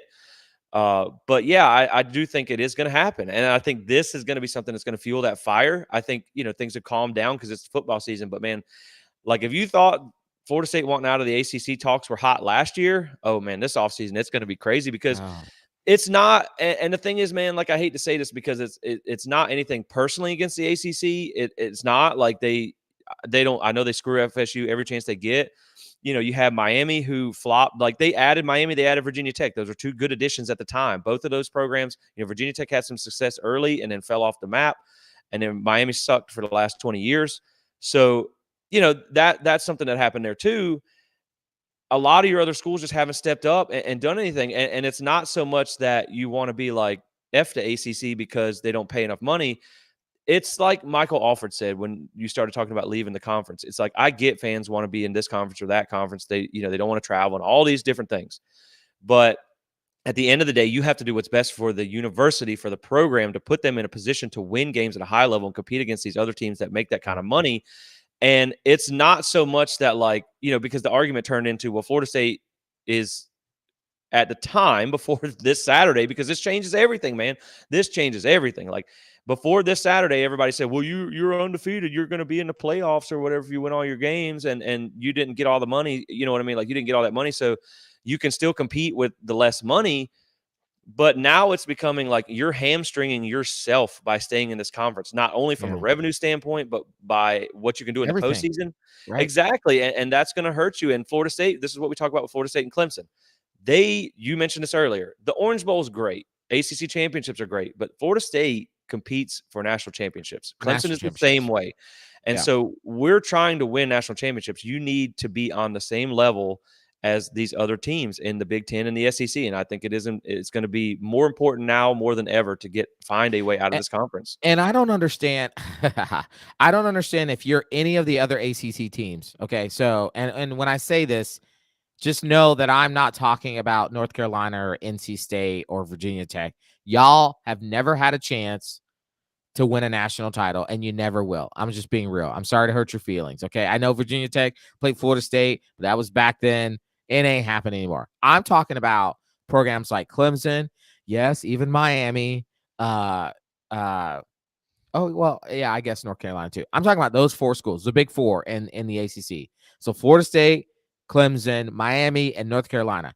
How in the world, outside of Florida State, how do you stay in this conference? The committee just basically told you can go undefeated, and you're likely going to get left out. Right. I know we're going to a 12-team playoff next year, but I could see it where you either get a terrible draw, which means you have to go on the road to win, right? Or you get left out because you're not a top 12 team. You're basically what the committee did is they've now said this is no longer a Power 5 thing. This is a Power 4 thing. Well, no, the Pac-12 is gone. So it's really a Power 3. It's the SEC, the Big 10, then the Big 12. The ACC is now relegated to a group of 5 program. That's basically what they did today. That's what they said. Right. And I do think that's a really good point, because we talk about the 12-team playoff kind of being the Band-Aid that heals this issue. Not entirely. Because what if Florida State is sitting at what if you're at 12-13 against, like, say, an 11-1 Florida State is battling for a bowl position against 11-1 or 10, even 10, they obviously don't care about wins and losses, a 10-2 LSU or something like that. Right. Oh yeah. You can still get left out of the playoff, even a 12-team playoff, because we all know, like, man, this year, maybe not this year's a great example, but say Clemson finds their footing again and Florida State, stays where they're at and at this level of competitiveness, and you have 2 or 3 really good ACC teams. Say Brom gets Louisville rolling and they take off. If you have 12 teams, like, the SEC is going to get probably at least 2 in there every year. That, it's good. Again, like the ACC is going to have that harder time. Even if you have better teams, you're going to have a harder time getting in, because this is, like you said, you set a precedence. You literally put in a group of 5 team into the playoffs Yep. Yep. before you left out an undefeated conference champion. And now you've Yep. set that precedence. And Trent brings up a good point that I will touch on. This was something, I'm not sure if he was listening earlier, that we talked about was, this could essentially be negatively recruited against you. Oh yeah. Oh yeah. I don't want to give too, not necessarily too much like secret sauce or anything like that. I don't want to give anybody any ideas, but ain't nobody listening that's going to be out recruiting against us. But it is the truth, man. You come here, you play hard, you win all your games, you might get a chance for the playoffs. It's no different than playing at a group of 5 school. Yep. Yeah, absolutely. They're gonna basically, your rivals now, really just Florida, because Florida's the only one out. Because I think Clayton Davis said it. It's really a power of 2. Thanks. Yeah, you're right, Clayton. It's really a power 2 because Oklahoma and Texas are leaving the Big 12 and they're going Right. to SEC. So yeah, it's really the power 2. Literally, you could see a 12-team playoff and it's all Big 10 in the SEC, right? Like Yep. that's it, because they're the ones. So you could literally see Florida, our rival, literally down the road from Tallahassee, basically telling recruits, why would you go to Florida State? Doesn't matter if they win. Doesn't matter Right. how good they look. They're not going to get in. You're The playing in committee a just second-rate told you. concert Right. or conference. Exactly. Yep. Yeah, that's what they're telling you. You're playing in a second-rate conference. And again, that's like they already negatively recruit you with that. Mm. But, like Phillips comes out, well, we won all these things and that and the other. ACC media, we've competed and all that stuff. It's like, yeah, man, but now you have to admit that. And honestly, man, it is on the conference. It is on a lot of these teams. Like, I know they're trying. I'm not saying they're not trying, but like they don't devote the time, the money, and the resources to football that Florida State and Clemson do. And so you're probably never going to have that level of football in the ACC when you talk about teams like Wake Forest and Right. Syracuse and all these people. And then you go add a bunch of teams that are kind of like, that wasn't really very impressive. So You know what ticks it's me off? Here's what ticks me off, right? Because they want to act like the SEC is this all powerful top to bottom conference. Outside of Bama, Georgia, LSU, and sometimes Ole Miss, who's never won a national championship ever. who's never even won one an ever has. SEC Right. title. Right. Texas A&M, I think their last national championship was when Was they like, wore leather helmets, like in the yeah, 30s. no, I think when they didn't even have, when they were, I think they were riding around horse carriages then. Right. And man, that's the thing. Like, yeah, the scoreboard was candlelit back then. Yeah. Uh, and so that it is the truth though, man. Like that's the thing. And I was having that conversation with a Florida fan the other day, and man, what a vile fan base that is. Like I really dislike. I've always said that I was a Miami hater more than Florida.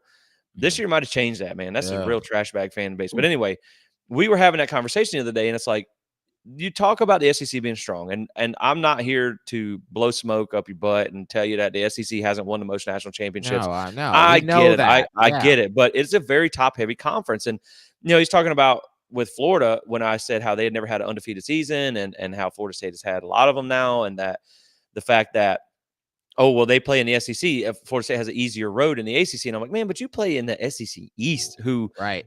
before Georgia got hot. That I want to say it was a couple years ago when Florida State and Clemson were still, they're like 2015, 2016, Yep. before the decline started with Florida State. The ACC Atlantic was actually the second toughest division in Power 5, and the SEC East was one of the weakest divisions in Power 5.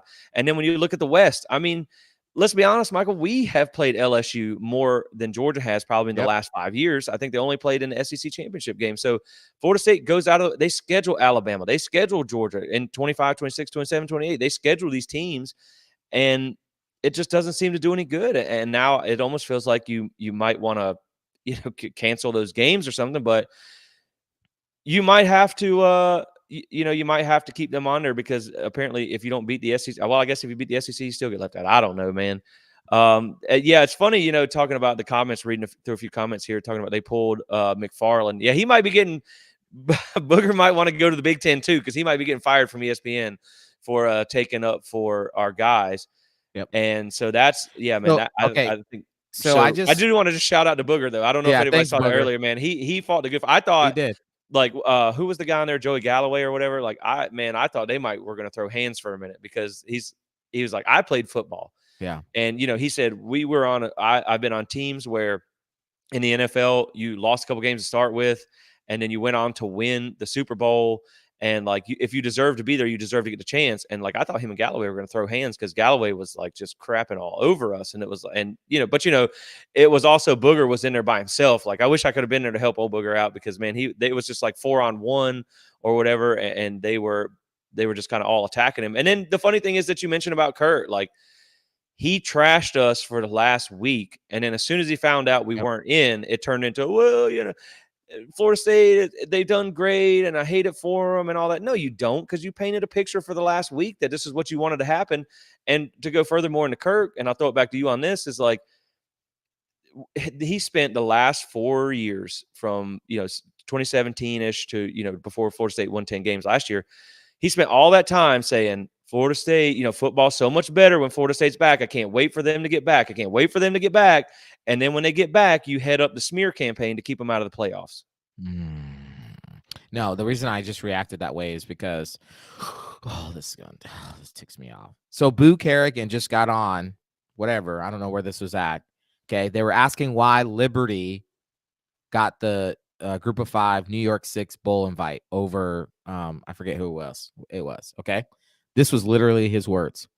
Oh, Liberty got it because they just continue to win. What? I mean, what does Florida State do? Wait. What? So, Right. Okay, so for Liberty, it was great that they just kept winning. For Florida State, it wasn't enough to win. They really, man, I mean, like, they really do talk out of both sides of their mouth with this. I mean, They do. I can't believe it. And I don't even know what to say to that. Like, wow. yeah, and at the same time, man, again, it comes back to, it doesn't matter how you win. It doesn't matter what it takes, whether it's a defensive performance, whether it's offensive performance. Everybody talked about in the past all these vaunted SEC defenses and the way that defense wins championships, or you look at the Pac-12 and it's the high-powered offenses, and Washington doesn't have a good defense.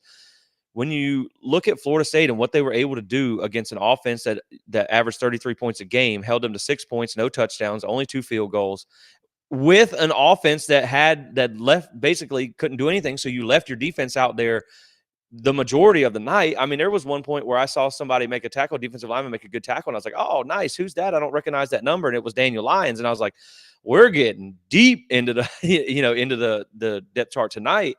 But you still have, Florida State has found a way to win these last couple of games despite all the adversity that they went through. And that wasn't good enough to get in the playoffs. But then, like you said, now you talk out of the other side of your mouth and give a team a New Year's Six bowl bid because they just keep winning. Well, what the hell do you want Florida State to do? Right. Right. And yeah, man, it's just frustrating. We'll read a few more comments here, and yeah, it's disheartening for us. It's disheartening for the fans. It's like really disheartening for the players. That, and exactly. We talk again. LSU and UF were SEC schools. I know UF wasn't very good, but you had to go on the road and you had to beat them in that environment. And Florida State, again, 4-0 against the SEC in the last 2 years. And so it's frustrating, man. I just hate it that these kids work so hard throughout the year. This coaching staff was like on their game every week to get this team prepared. And now they're not going to get a chance to compete at the highest level. Of course, you want to win the Orange Bowl and all that. And we can, we've talked a lot about, we talked about a lot of what happened, how we feel and things like that. And if you forward a little bit here for just a second, I do think that you're pissed. I mean, you have every right to be pissed. This is going to sting for a long time. We're going to be festering over this until at a minimum kickoff next year in Ireland. Like, we're going to be pissed about this for the next till the next season comes. But I do you'll be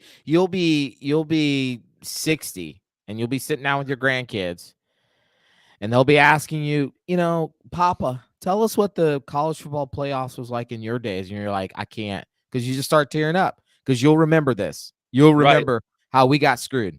Right. Like 20 years from now, you're just going to be walking through the grocery store and damn you, Boo Corrigan or whatever.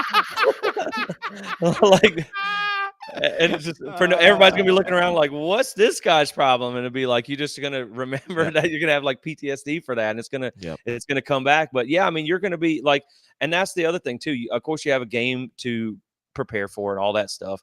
Um, but you're still gonna be always wondering like, what if, what could have happened, and all that type of stuff.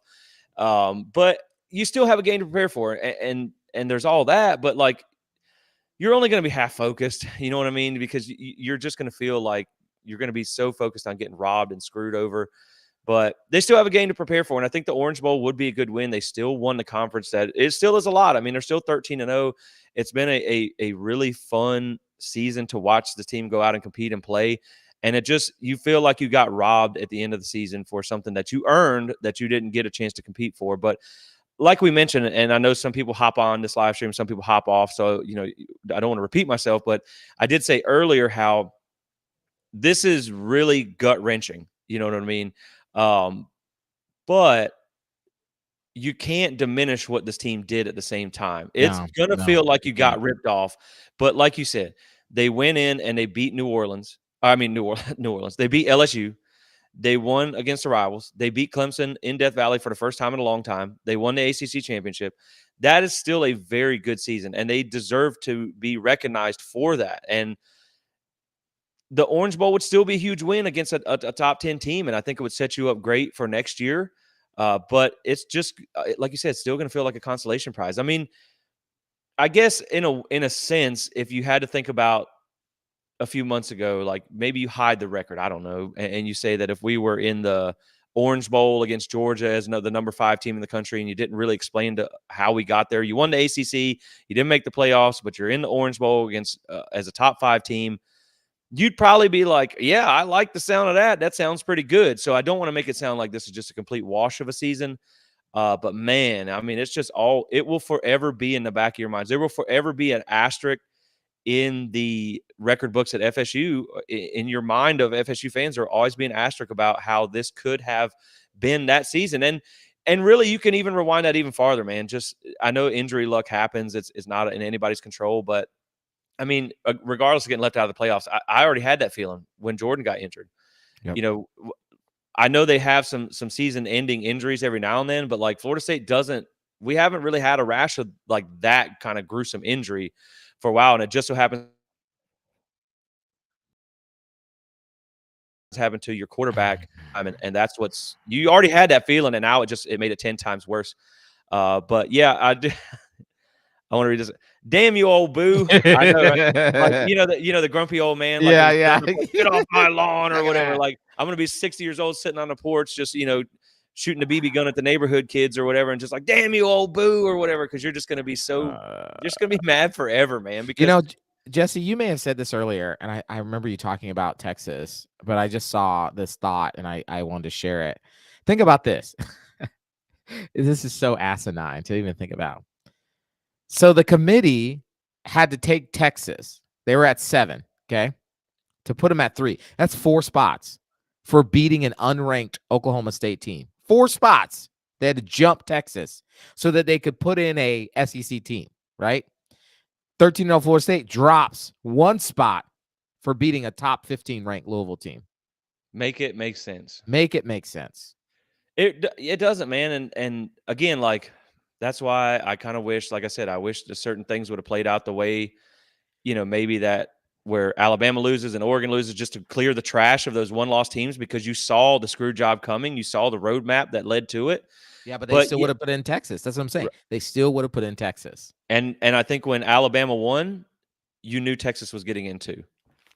And that's what makes you so frustrated. And again, man, like you talked about Alabama's schedule and all those things. Well, let's just peek back a little bit at Texas's. Now, Oklahoma State was ranked. I think they were 20th in the CFP, but they beat Texas Tech, who's not any good. Iowa State, who's never won anything.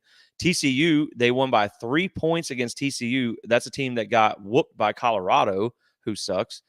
And then they beat Kansas State in overtime. Kansas State's, they're good. They're not great. They're not any better than Louisville. They're ranked lower than Louisville is. I believe so. And then they beat Houston, who's first year in the Power 5. Houston's, they're not really a great team, but they were a good group of 5 team. 31-24. That was a close game. They lost at home, or excuse me, it's a neutral site game. They lost the neutral site game to Oklahoma. Florida State won their neutral site game against LSU. And so, yeah, man, I mean, like the early part of their schedule, it looked good, but then as of late, and that was the point, was they talked about it's a different team. And it's like that team was really good early in the year that beat Alabama, that beat the brakes off a lot of teams. But then you look at the back half of the schedule, and they played a lot of really close games against teams that weren't great. Alabama was the same way. So Yeah. I don't understand when you compare the schedule head to head. Florida State stands up to anybody else's, one, because they didn't lose, and two, because they have just as good a wins basically as pretty much about anybody else. I mean, yeah, Texas's win over Alabama looks great, but I mean, the LSU win was big too. There's other teams that have big wins, and I just don't see how in 1 week, with a win over Oklahoma State, with a win over Georgia, who, like we said, they had the worst record against the spread in all the top 8 teams. They had not played like 21 and 22 national championship, back-to-back championship Georgia. And yet Florida State still beats a top 15, like you said, a top 15 team in a conference championship game with a freshman quarterback. And that is what got them kicked out of the playoffs, essentially. Yep. That is what doesn't make any sense. So you were essentially even ahead of them, and then beating a top 15 with a freshman was what put you out. Man, that just seems. I mean, but and I'll kick it back to you, but I do like this comment. Mike Norvell is going to have a chip on his shoulder like no other. Oh, yeah. And I'm hoping that, you hope that maybe this can galvanize maybe the recruiting class or something. I don't know, because it doesn't matter how much talent. You can't win any more games in all your games. So I don't know. Yeah. But, man, I think Mike Norvell is going to be on another level going forward. I think he's going to be really he's going to be pissed, and he has every right to be. I mean, gosh, that man came here. He came to Florida State because he saw a program that was basically a sleeping giant, right? Florida State is in the right state. It's got the right kind of resources. Finally, he saw it. He saw that this program could be a national championship program again. And all he did was, for the last 4 years, was build this program back up, only to basically be told that it was worth nothing. And so, yeah, he's going to have a chip on his shoulder. But, I think right now, I mean, you saw that reaction video. You saw that. Now he's going to put on a brave face for this team.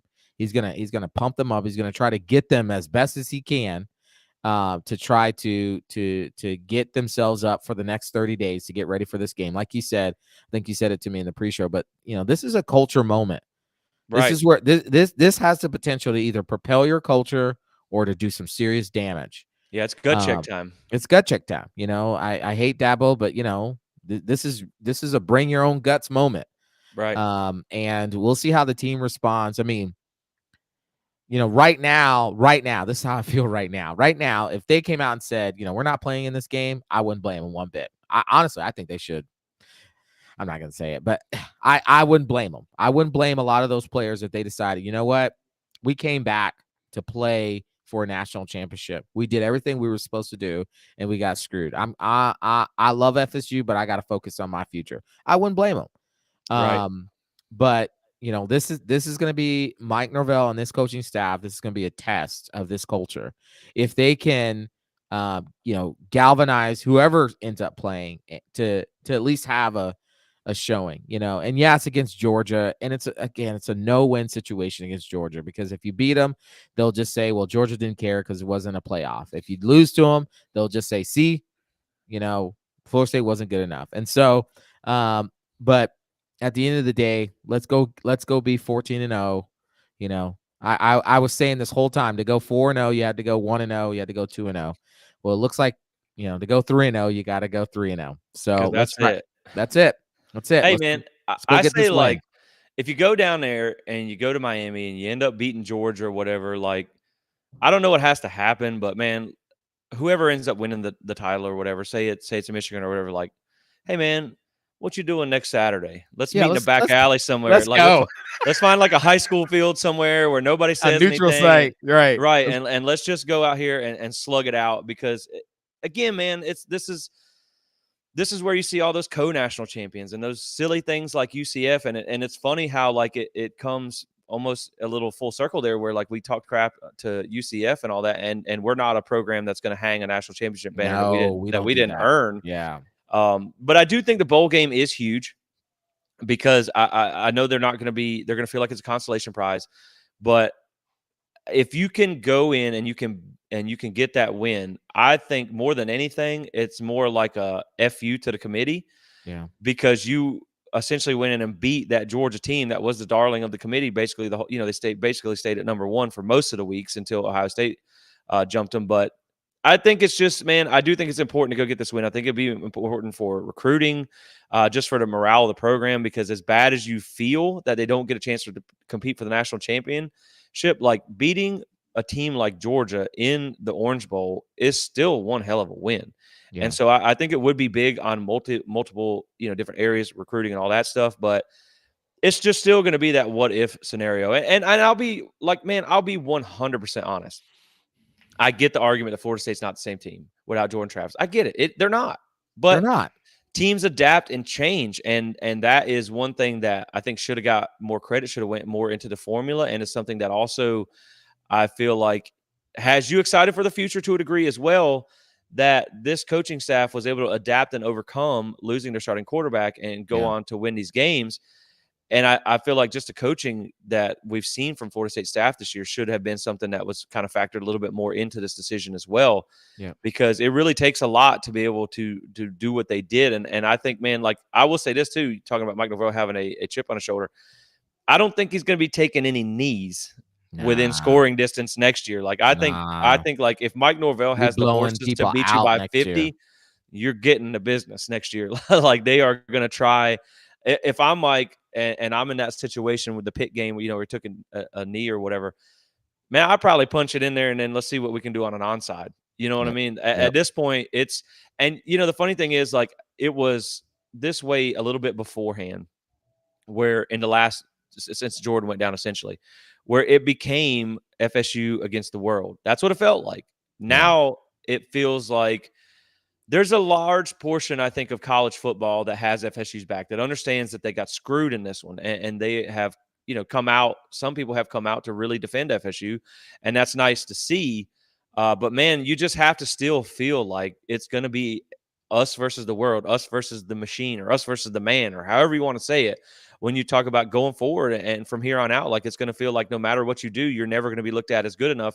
So, pardon my French, you got to beat the shit out of everybody to prove a point. Yeah. Like you have to make a statement every week. And that's what's it's disappointing, man. But I just don't want people to, go burn the stadium down or anything like that because you didn't make the playoffs. Like it's nothing that this team did. They did everything they were supposed to do. They still deserve to be celebrated. They still deserve, all the credit in the world.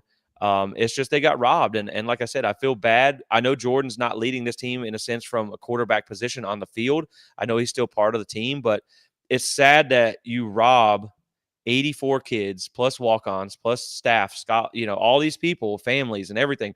You rob all these people of their opportunity because one guy got injured, and you robbed him too, and now you make him feel bad as well. Yep. When all you ask teams to do is go win their games, and that's what Florida State did, and it wasn't good enough. Yep. Yeah, absolutely. I mean, yeah, these kids worked their tails off this year, and kudos to them. I'm so dang proud of this team. I'm so dang proud of Jordan Travis and what he has given Florida State for the last 4 years. Every blood, sweat, and tear, bone, ligament, whatever you want to talk. I mean, this kid's given us everything.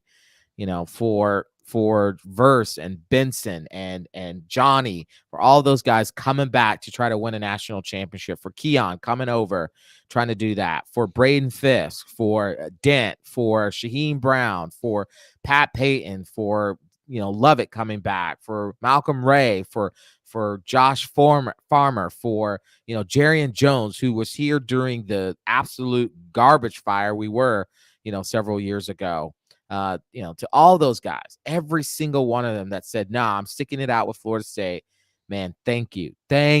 You deserved better than what you got today. To Mike Norvell, to the coaching staff, Alex Atkins, John Papuchas, to Odell, to the GOAT Odell. Right. man, to all those guys, all single one of them, include even Randy Shanning, who's a Miami alum, but he's on our staff right now.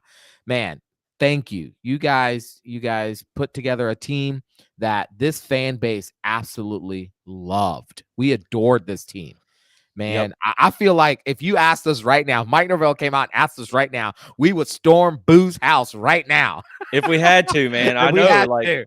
where's that committee room? We're gonna go flip Yeah. some tables over or something like Oh that. And man, that's how much we love this team. And so I just right, want to personally say thank you to this team. You guys deserved better than what you got today. My hope is that after the anger and the sadness of this wears off, that not I don't want them to play ticked off, but I want this to be a little bit of motivation for them, and they come out and they play whatever they got to do. Like Mike Norvell says, whatever they got to do, they end up doing it. I'd love to beat Georgia just to stick it in the SEC's face. And then on the same day announce we're going to the Big Ten. right. So That would be great. sweet. That would be sweet. But I know a few days from now, I'll look back and I'll be able to really, really, really love and appreciate the season. Right now, Oh yeah, I'm yeah, just yeah. heartbroken. And I know we're all pissed, and like I definitely get it. I'm pissed too. I don't want to diminish the fact that I'm definitely mad, but I think that you bring up a really important point. And to Morgan here, you are welcome. I think we all needed this session, this kind of vent session. I didn't know that we were going to be going for almost 2 hours, but I see the number. There's still a lot of people viewing, so we're just kind of rolling with it with you guys. But Michael, I think you make a really good point that even if they don't win a national championship and you feel like things were sold short, I still feel like that what you talked about with these guys that stuck it through, these guys that came back, these guys that did all these things, what they did is not going to go, it's not going to be empty. Like, yeah, you didn't get a chance to win a national championship, but what you did is not going to go unnoticed. Like, you put Florida State back on the map. Their success on the field has a lot to do with why Florida State has a top 3 recruiting class right Yeah. now. Yeah. What these guys did, they laid the foundation for the success in the future, whether we're in the ACC or not. Because if you go to the Big Ten or you go to the SEC, and again, we feel like the ACC holds its own when you talk about a couple of teams. But you're going to need that high level of recruit. You're going to need that loaded roster when you go to go and compete in those conferences, whichever one you may end up in. And so I want to say thank you to those guys as well. The season, of course, is not over. We still got a bowl game to prepare for. Like we're mad now, but we will eventually turn our focus to that Orange Bowl. But yeah, man, I just think you can't undersell what they did. I think you have to say thank you to them. And I definitely, like I said, it's not going to go unrewarded as far as the dividends that it's going to pay for this program, what these guys did, the hard work that they put in, because we would not be back where we are at if it wasn't Yeah. for these guys putting in the work. And again, a undefeated season, as much as you feel like you got ripped off, of back-to-back 10-win seasons, it's paying off in recruiting. It's going to do well. Yeah. You get more money in the program because you're selling seats. You got all the viewership on TV.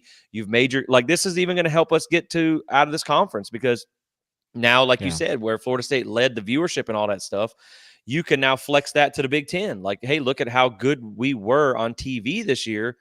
And again, man, that all pays dividends going forward. So I think it's just, you have to tip your cap to this team.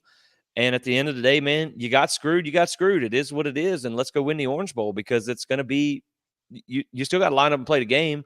I mean, we can say what we want about them not getting in or not playing or whatever the case may be, but they're going to play the game. I mean, they're going to. It's another chance to compete. They deserved it. They earned that chance, and it's a lot of money for the school, so they're going to play it. So let's go out and win it.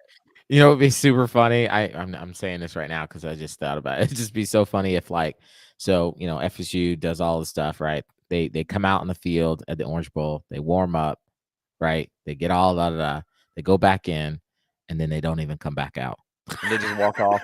They just go. Is it because that's the base? That would how much that would damage ESPN. You know how much that would damage ESPN if that happened. Oh, I would want them to do that so bad. Oh, and I say, like, at the same time, let's send Osceola and Renegade shooting out of the tunnel right into the middle of the field, and instead of planting a spear, he plants a Big Ten flag. and then rides off. We're out of here, buddy. That would be hilarious. That'd That be would so great. it would be awesome. Yeah, We man, know I it's not agree. gonna happen. We're just having a little bit of No, it's fun, just just yeah, to try to, it would be fun, man. That would be really awesome. And the thing is too, like I see some people talking about guys sitting out for the bowl game, and that's something that we've touched on as well. Keep in yeah, mind, yeah. I That's very mean, possible. but also keep in mind, I will say this. I mean, it would not shock me in the least bit if, and of course he probably will because it's the team we play against. They're all none of theirs will opt out, but Georgia's in the same position. They're not playing for a national Yep, championship.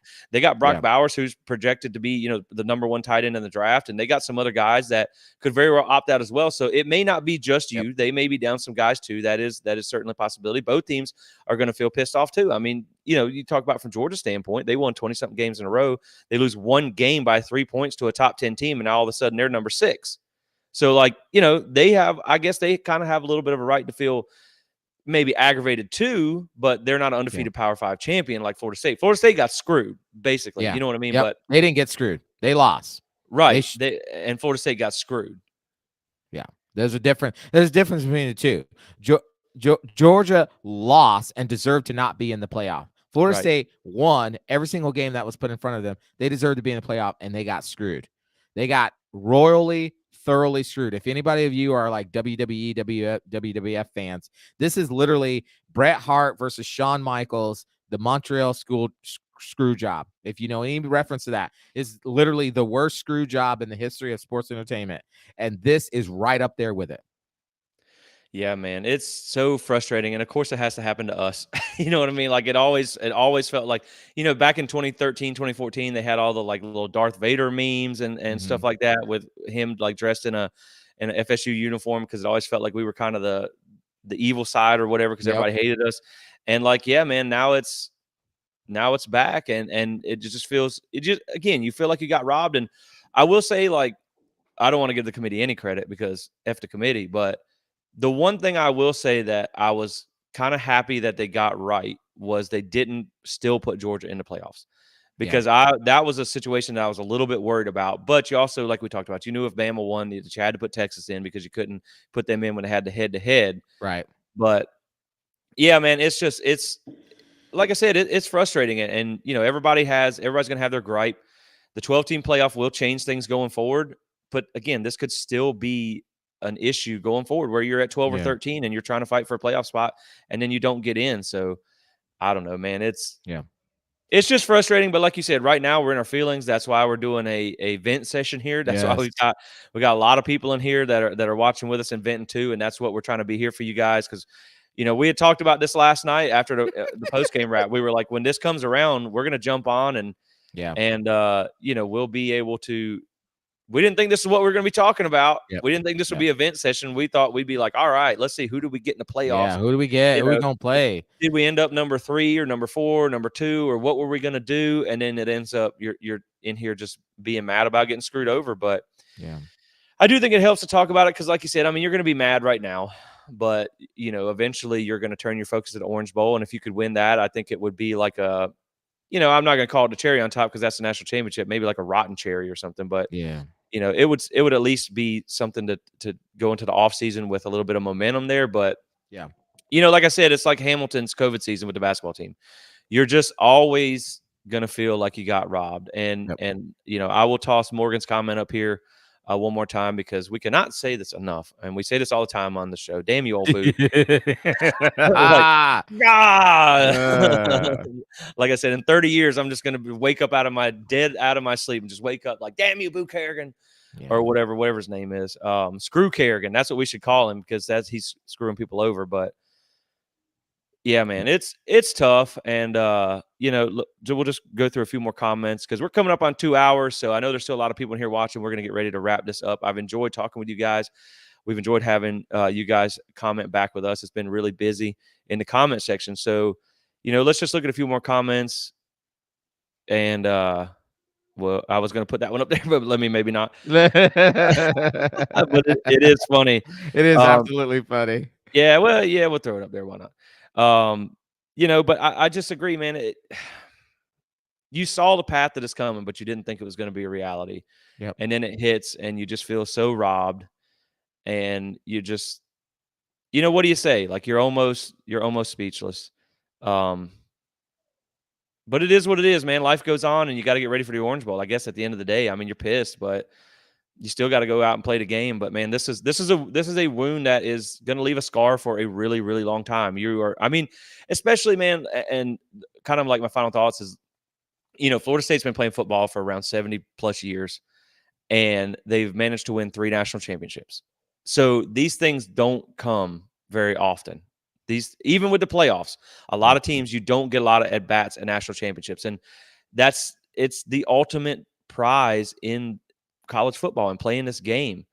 And you did everything that you're supposed to do. Every other time you've done that, every other time you went undefeated, you got to have that opportunity. And now that you don't, you just really feel like you got robbed. And man, it makes you so frustrated that this team did what they were asked to do and they didn't get a chance to get in when this is such a rare opportunity anyway. I mean, I tell people all the time, I think back to when we were in Pasadena in 2014. I know you were at that game as well. Yeah. And you watched Florida State win. They were on top of the college football mountain, and it was so exciting. That's why I didn't want to miss it. I worked extra shifts and all that stuff to be able to pay for the money to get tickets and go out there and watch it, because you never know how many times your team is going to win a national championship in your lifetime. I mean, look at Georgia. They won 2 back-to-back, but they went 40 years without one. Clemson went 30-something years without one. So you never know when you're going to get that opportunity. So it is huge when you get it. And then you see, a few years later, we hit rock bottom, and now we already make it back to the opportunity to get to see that again, and you get screwed out of it. And it's just, man, it's just disheartening, and it's just gut-wrenching right now. Yeah. It really is. And I'm out of words, bro. Let's go ahead and call it quits. I don't even know what else to say. Yeah, other than there's only a few words that come to mind. Yeah. Damn you, old boo. Damn you, old boo. And then get out of the ACC. I think at the end of the day, you just got to get out of the ACC, because that's going to give you the best competitive chance going forward financially, strength of schedule and all that stuff. Yeah, man, you just kind of, there's only so many words you can say about it. But yeah, I think it comes down to damn old boo, and find a way out of the ACC, because in the future going forward, this is still going to be a problem. So the only way to really, fix this is to get out of this conference. And, I will say, as we get ready to wrap this up, the kind of the last comment here, someone says that there is no bright side of this. No, there is not. There is definitely not any bright side to this. There's no way you can spin this that it's still good news, because it's not. But at the same time, as disappointing as it is, I think that the only positive spin that we were trying to put on things in general is the fact that these guys, you can't let 1 week the finish of the season, because here's the thing, man, they could have went in the first round of the playoffs and lost anyway. Yeah. So you wouldn't have necessarily won a national championship anyway. They still put in blood, sweat, and tears through the summer, through the fall, through the spring. They did all these things. How much fun did we have when they beat Miami after that game? How much fun do we have when they beat Florida with the backup quarterback? Yep. How much fun do we have when they knocked off Clemson in Death Valley for the first time in like 10 years? That wasn't. Dude, I was on top of the world when they smacked LSU in that game. So, they made Saturdays fun again for Florida State. The committee pissed all over that. So it is what it is, but it's not that we're trying to make it positive. We're just trying to say that the team these guys still do get credit for putting together an excellent season, even if at the end they got robbed. So, it is what it is, man. But at the end of the day, we're still all Florida State fans. We're still all Noles. We're still going to support this team. Right now, you just kind of got to band together in this one. And, I'm going to give a piece of advice to any other fans. You might want to avoid Florida State fans for the next couple of days, because you might get snapped off for no apparent reason. Yeah, don't talk trash to us right now. Right. You look at us the wrong way or cut us off in traffic or something like that. We might throw hands, because we're going to be a little bit pissed for the next, I don't know, 30, 40 years probably. I won't throw hands, but I'll definitely give you a glare. How about that? So. Yeah, there you go. But guys, we are coming up on 2 hours. We are right at it here. So I appreciate everybody tuning in so much. Yeah, it will get ugly, Morgan. I 100% agree with that. But it's been fun, man. It's been nice to come vent. It's been nice to kind of share our feelings and our thoughts on the whole situation. Have you guys in the comment sections as well. I've really enjoyed it. But yeah, man, you guys, if you hung around this long, like and subscribe. If you enjoyed the content, stay connected with us. This was a vent session, but it's not going to be the last thing we're going to do. We're going to have to get ready for that Orange Bowl. We're going to have prep for that and everything. And so like and subscribe to stay connected with us. Thank you guys so much for tuning in. As always, damn you all. I know we always end with a Darn it, boo. right. Like, I know we always end with a Go Noles, but maybe today we'll end with a damn you boo or whatever. Nah, now let's keep it Yeah, real. yeah. We're gonna say that the main thing is the main thing, like Jordan said. So don't let right. it change it. And yeah, we do That's love right. this team. We do love these players. We do love this coaching staff. And this is the best fan base in the country, hands down. Yep. So Hands down. we're pissed, but we're gonna get through it, guys. But Yes, thank you we so are. much for hanging out. And we really had a good time with you guys in a bad time. So we made the best of it, I guess we could. So Yep. one more damn you old boo for the road. And as we always end this thing, That's right. as always, Michael, thank you so much for joining me. Yes, sir. As always, Go go Noles. Noles.